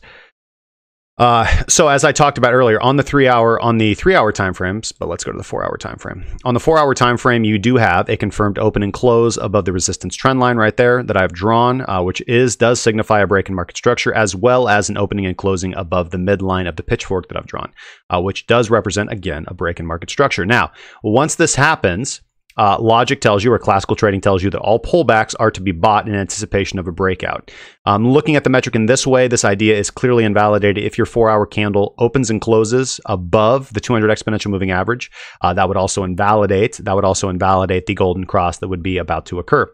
I believe that the golden cross, if it does happen, which I do think it probably will at this point in time, that would be confirming what price action is already telling you over here in advance, that we've had a break in market structure by closing above resistance, which means that all pullbacks are now to be bought, technically. That idea is not invalidated until you actually form a lower low or you close below a significant level of support in your mind and mentality. Now, taking those moving averages off the chart, what would that signify for price action? Well, the exact same thing that I was talking about on higher time frame structures, man. On higher time frame structures, you have your first significant level of resistance. Actually, sorry, let's go to the daily and look at our upward resistance levels. Your first significant resistance level coming in is going to be your 55 exponential moving average on the daily time frame. That is coming in at 36.89. You have your descending trend line, which we already plotted out, is most likely going to be interacting with price around 3,800. And then you have your weekly trouble zone, your weekly resistance order block between 39.30 and 40.96. These are all areas technically where somebody would, if somebody had a long time horizon, they'd be looking to scale in short positions, or more appropriately,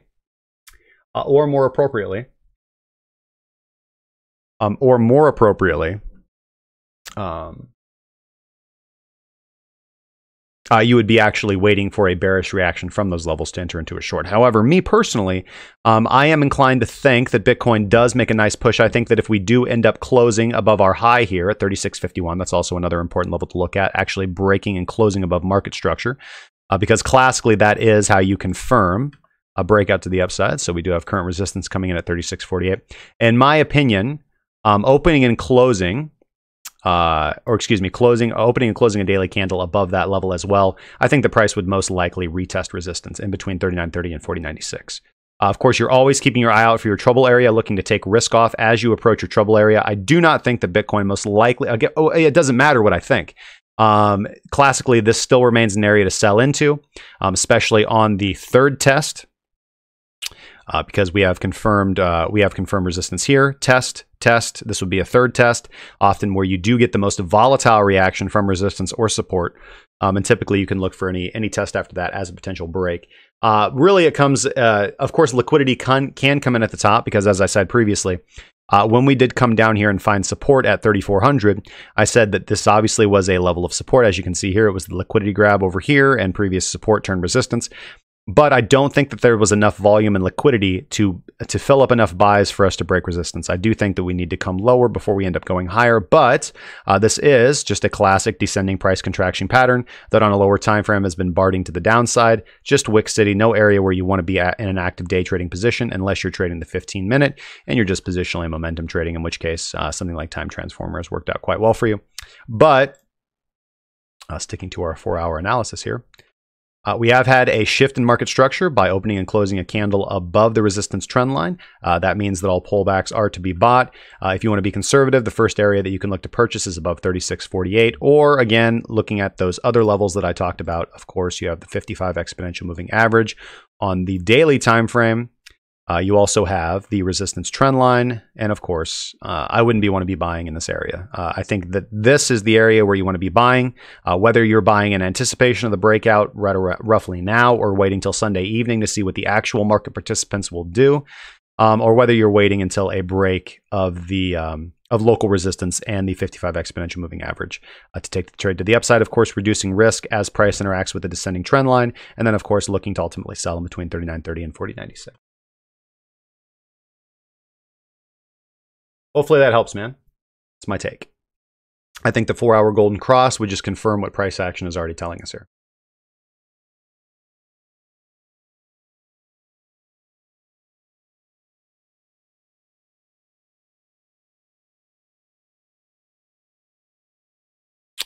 Binance Bucks 1 hour. I mean, I just took a long look at multiple time frames of Binance Bucks. Still don't see anything that would compel me to look for an opportunity to buy this at this point in time. Again, if you look at the weekly, Darth Maul candle at the top of market cycle doesn't look very bullish to me, man. 24-hour time frame, sell signal, lower high, doesn't look very bullish. 1 hour time frame, descending triangle pattern. 1, 2, 3, fourth touch of support at 24,969. Doesn't look very bullish to me, man. 15-minute time frame. Very bullish to me, man.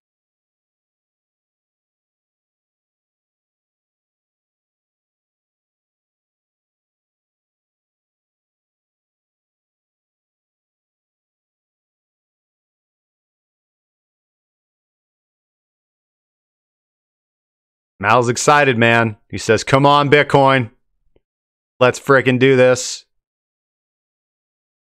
Kolya asks, why do you use 100 and 200 EMAs instead of 89, 144, 233, according to the same logic? I mean, just my personal preference, man. I find that for me, I find that I like trading off the interplay between the 21 and the 55.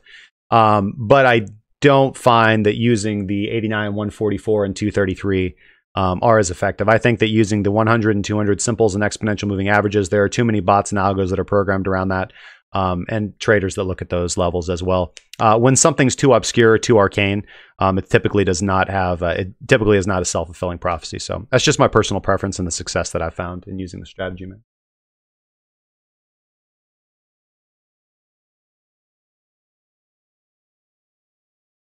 I'll drink with you. I'll drink with you, Scott. Man, don't worry, man. Hey, thanks, Who Knew. I highly appreciate that, man. What would be, Zuhair Nakvi says, what would be good short scalping targets? Oh, for XBT? I'm not really interested in scalping this right now. The reason why is because you scalp a range, man. Like, you scalp a range. Like, you have a clearly defined range right here that's been very treacherous to day trade. But if you're using a momentum oscillator or you're looking for lower time frame divergence, you've had good opportunities, man. I mean, just using time transformers allowed me to has let you scalp this pretty well. You can use a stochastic. You can use whatever you want to use. But I'm not really. I don't think scalping is really what should be on your mind. Potentially, I mean, I can't tell you. I can't tell you how to trade. I can't tell you your strategy of trading. But it seems to me that, I mean, we're coming up to an area where Bitcoin might make a nice run, dude. Where Bitcoin might make a nice move. So if I wanted to say like, what would I be looking at if I was only interested in scalping? Like, maybe I was getting on a plane in a few days and like I just did not want to have exposure to the market. For me, I mean, you can use the hourly or the 3 hour. I always use the 3 hour, man. Wait for an open and close above the resistance trend line. And then look to target 36.48, man, and have your stop below right here. Seems appropriate to me. Personally, man, I'm going to look to add on a position when we get some confirmed breakage here over the resistance trend line, this nice confirmed open and close with a little bit of follow through. I'll go ahead and pop in, and then I'll either look to reduce risk or add to my position depending on how price interacts with 36.48. And then I'm definitely going to be looking to reduce risk, either 25 to 50% of my position, depending on how price looks when we interact with the resistance trend line. And then once we reach into this area, I'm waiting for signs of reversal to exit my position and enter short.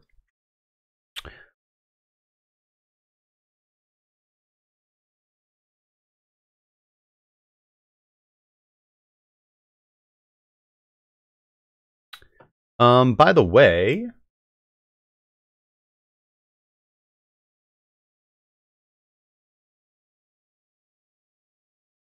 I do want to thank all the subscribers today, guys. Thank you so much, man. So let me give a big shout out to Stria Totten 55, Smoke That, Bill Sauer, KG Dickinson, David McCartney, Mohammedine Ali, Caroline Hawkins, J.R. Riggs, Andreas, Eric Klaus, and Todd Anderson. Thank you guys so much for the subs on YouTube, guys. Welcome to the community.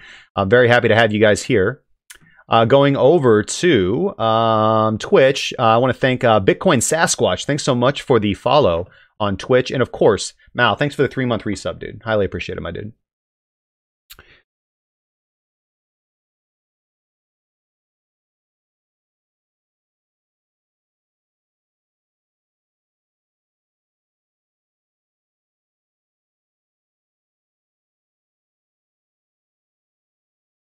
Endeavor TV says, I'm new to this, made an address, never had Bitcoin sent to me. Hey, man, we all got to start somewhere, dude.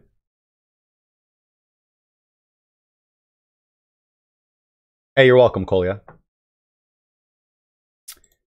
Who knew asks, is a trading bot a solution to use when you don't have the time to trade? Yeah, absolutely. I think everybody should be. I mean, again, it's your own personal preference on how. It's your own personal preference on how you want to do your trading. I make the majority of my money off automated trade, or excuse me, not automated trading, but manual trading, because manual trading does something that I don't think bots can do supremely well. Again, I'm willing to be proven wrong, but that is accurately, basically, hold your nuts in a strong trend. Don't sell too early. But I think bots do a fantastic job of range trading and scalping and providing nice passive income. So I definitely think that's definitely a solution that people should be looking at.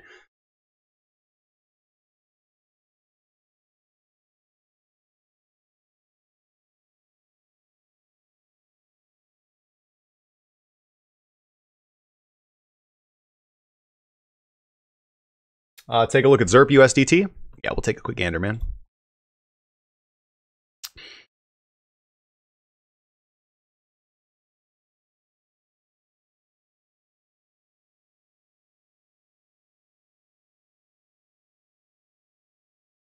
I missed the scalp on LTC USDT while I was doing the show, man. Darn it! It'd be nice to take take both sides of the trade since I'm short LTC H19. Now,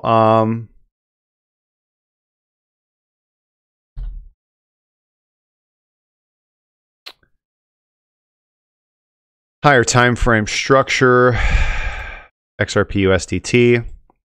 I mean, I think it's more helpful to actually look at XRP BTC just for ideas of market direction, but of course we will look at XRP USDT as the asset that we're actually interested in trading.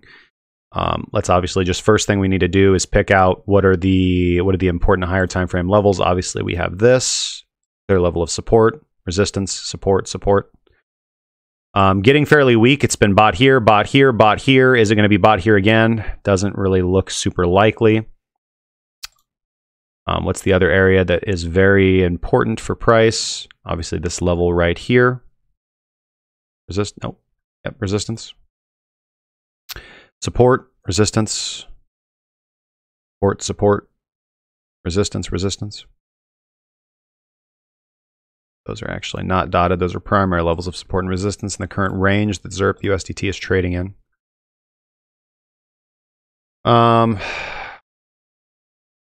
It would seem that we'd want to posit this level as well.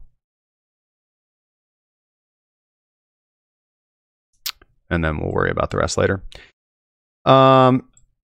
Bearish daily week, or excuse me, bearish week. Yeah, bearish Heikin-Ashi trend as well. All right, so price is consolidating along support. Typically, you don't want to short into support. Typically, you do want to long support, but we also want to take that with a grain of salt. At the weakening that support has experienced here, bought up once, twice, 3, 4, 5. Bought here, bought here, bought here, bought here, bought here, bought here, bought here, bought here, bought here, bought here. So that's what, 7 weeks, excuse me, where price has been bought at the same support is not indicative of a sign of strength. Daily time frame as well. We could throw something on like this, although I think it'd be a little fallacious, but we'll do it anyways. Descending trend line that you would want to get a nice close above before looking to open up any long positions as well. Yeah, just going absolutely flat in consolidation. This has lost the potential, in my opinion, to be something like a bullish flag or a bullish pennant. Typically, when you see a bullish flag, you don't retrace, this far. And it's just a 50% retrace. So I think that is kind of the indicative area, as I know individuals would agree with me. So I would be inclined to, I'm inclined to be quite bullish on this and not looking at this as an opportunity to buy. Nothing about this really screams bullish to me.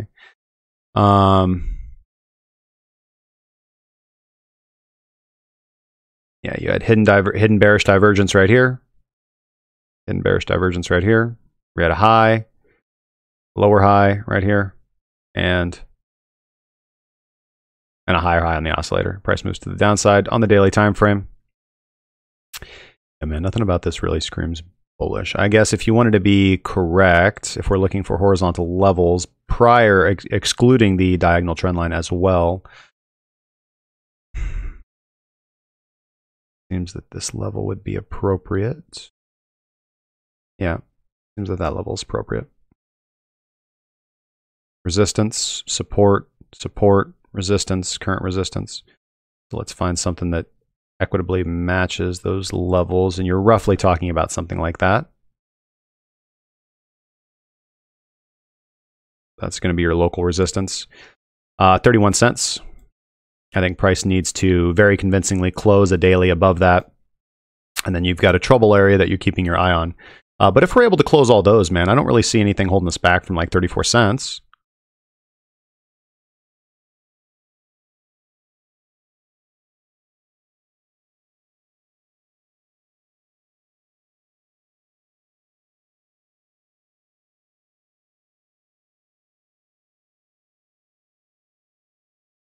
I don't really see anything holding us back from 34 cents, but we need to close above that as well, and that's a pretty nice trade. That's going to be about an 8% trade. Since I'm long-term bullish on XRP on the weekly to the BTC pairing, but short-term bearish on this, I'm just going to have to put my metric on that, man. So that's daily time frame. Let's go look at the 3-hour, see if we can get some kind of metric for trading here. Yeah, man. Hidden bearish divergence there. Higher high, lower high, higher high on the oscillator. Price moving to the downside. Getting no strong crossovers or cross unders. Looking at the, sorry, what was the daily Fisher doing? Daily Fisher freshly crossing down below zero and approaching oversold, but got a ways to go, man. No signs of reversal or change of trend on that. Now we actually can switch into looking at the 8-hour trend while we're looking at the 3-hour trend, and we will do that. So bearish, we just flipped bearish on the 8-hour trend after a slight respite of bullishness. Basically just a continuation of the overall slump to the downside. You can see we're kind of playing around with this this support level right here, basically right where price is at, I'd say is a pretty critical level. You know, support here, support here, support here, support here. So this level's already been bought up once, twice, 3, 4, 5 times. I would expect this to continue on to the downside. On the lower time frames, it seems like you need to break that resistance level as well. So yeah, this doesn't look very good to me, man. This is not I don't think this is a buying opportunity. I think these are opportunities for shorts, especially if we go look at if you go look at Ripple, for example. Ripple is telling us that we're in a sell.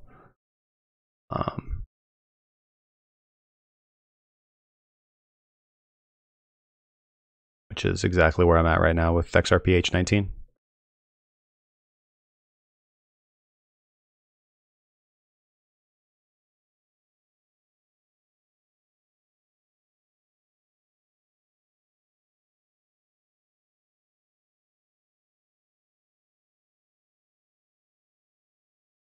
Peter piped her. Says you're going to reduce your position by 50% when we come to the descending triangle resistance. That's the same point as your entry. No, it's not. For XBT, what are we talking about? XRP or I want to make sure that I understand and get that comment correctly. So where were we just talking about that?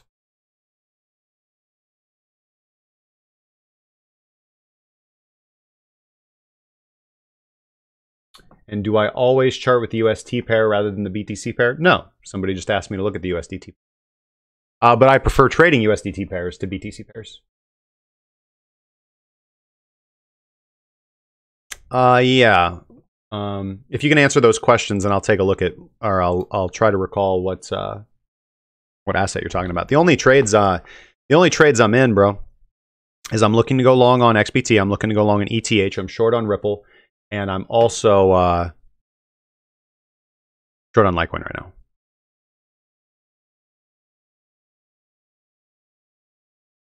I'm also short on Litecoin right now.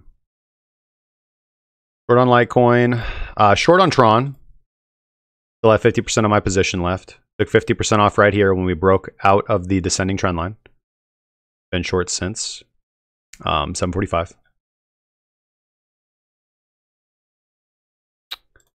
Ethereum looking to break to the upside, but I'd be very, very happy if this just like continues on in this triangle for like till Sunday evening.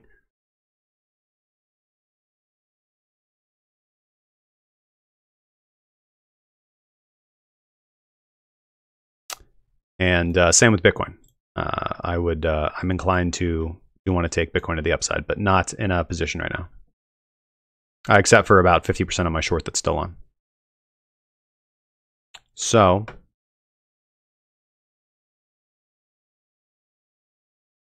but anyways, we'll see if we can't get coin signals up, bro, and look at Grin.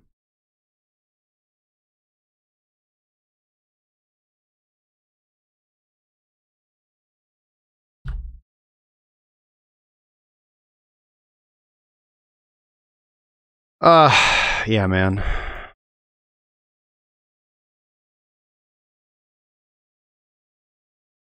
I mean, there's just not a lot of data here, so it's going to be difficult to chart this. But, I mean, let's just do our best, dude.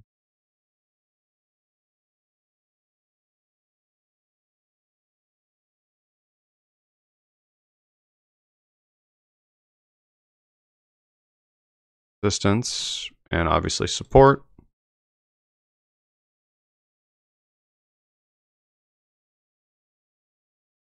And just wiggle woggling inside that, man.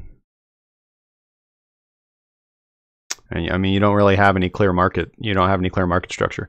It did exactly what most altcoins do when they're listed: pumped initially and then dumped. You know what, like 100%?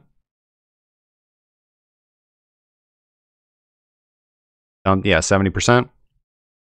Potentially looking to go into a level of accumulation, but generally that takes like god awful forever. Potentially you could even see a spring. Pretty big volume picking up, man, which is pretty interesting to see. You do like to see without a significant change in volume or sentiment. Look at all that volume coming in. That does potentially look like accumulation. Could be accumulation. I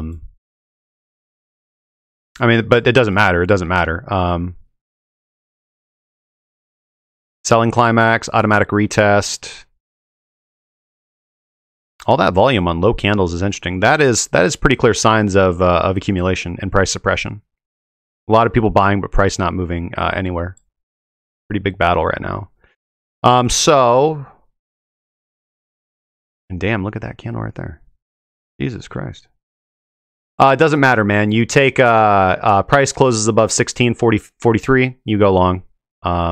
Otherwise, you don't do anything. You can look to accumulate. I mean, you can look to buy a Hail Mary bag down here, man. But that's not my strategy with alts, dude. Especially on something that doesn't have any data like this. I mean, you can look to accumulate this range right there, but not what I'd do. Yeah, this doesn't interest me, man. I like Grin. I think Grin's cool, but from a technology standpoint, I'm pretty fascinated by Mimblewimble, but you know, personally, I like Bean a little bit more. XBT.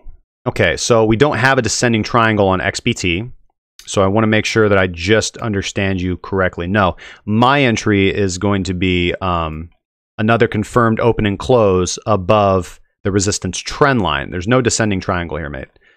This is just a down sloping BART pattern that I've applied a pitchfork to, that I've drawn manually.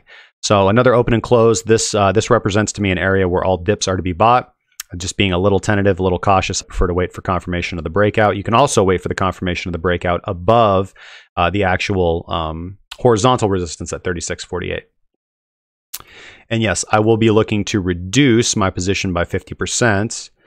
As we get up here about 4.29%, around the vicinity of 3,800. And then as we get in the vicinity of 3,930 to 4,000, I'll be looking to exit my long if I get bearish signs and bearish reactions, and look to enter into a short. But always waiting for the market to confirm what I should be doing. But it seems to me that we've had a break in market structure so far, where we have opened and closed meso time frame candles above resistance, as well as above the midline, which we have not done. This is very different from this. I think we're out of BARTing patterns right now. Once we have opened and closed above resistance, all pullbacks, in my opinion, are for buying, technically.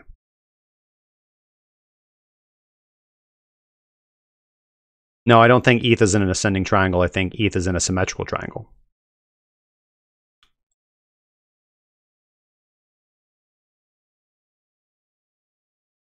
So again, looking to buy the breakout. Or the breakout of 123.31. First trouble area is coming in around 128.90, but when we go to the higher time frames on ETH, 128.90 is your first trouble area, but there's nothing in between that and 162.45. So, and of course, again, if we want to have a range, again, in the interest of having as few lines on my chart as possible, we do have this range. So that's actually the range between 155 and 162. Looking for this area to sell into.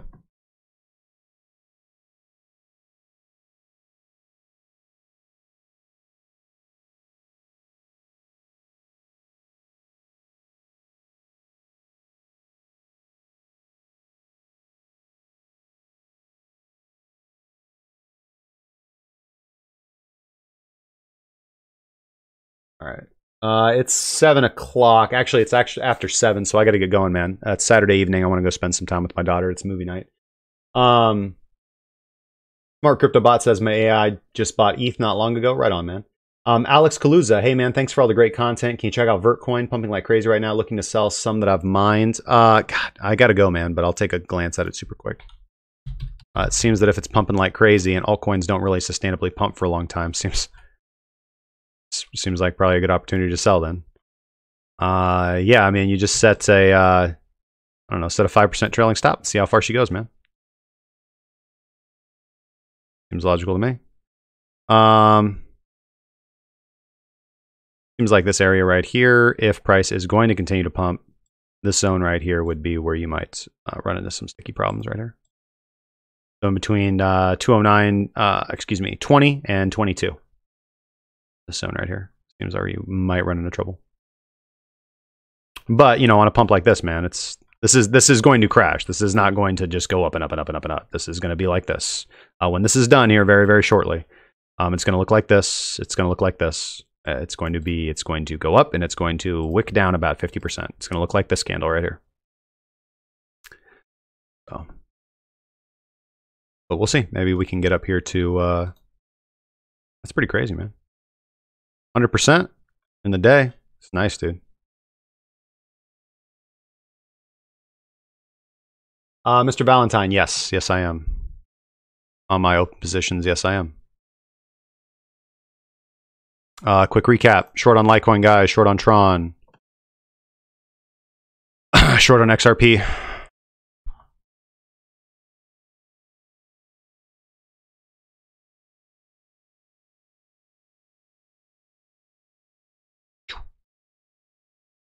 Looking to buy Bitcoin and looking to buy Ethereum. That's about it, guys. Chester Heron, hey, thanks very much for the question, man.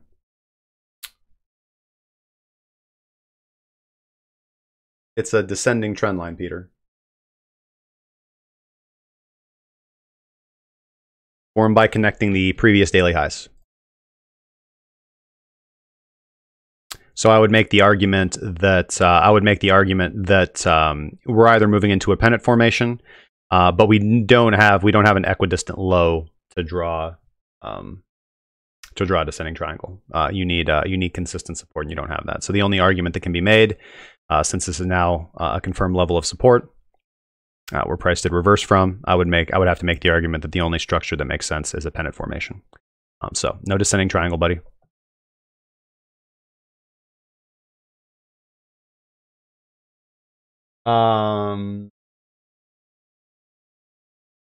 What top 3 bots would I advise? Gunbot, Profit Trailer, and Feeder, and Aquatas. Those are the 3 big ones. Maybe Hotspot. Maybe throw a Hotspot in there.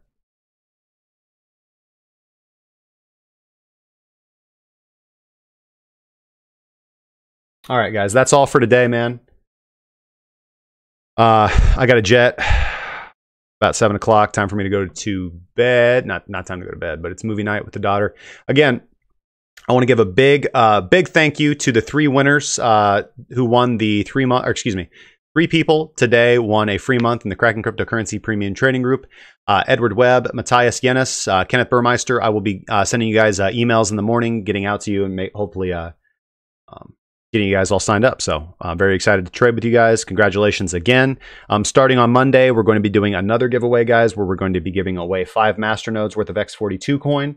Proud supporter of the show. So thank you very much to Gabe and all the team from X42. I want to thank Andreas Erkelos, Todd Anderson, and Maricross Abba for subscribing on YouTube. Thank you so much, in case I missed you on the last pass-through.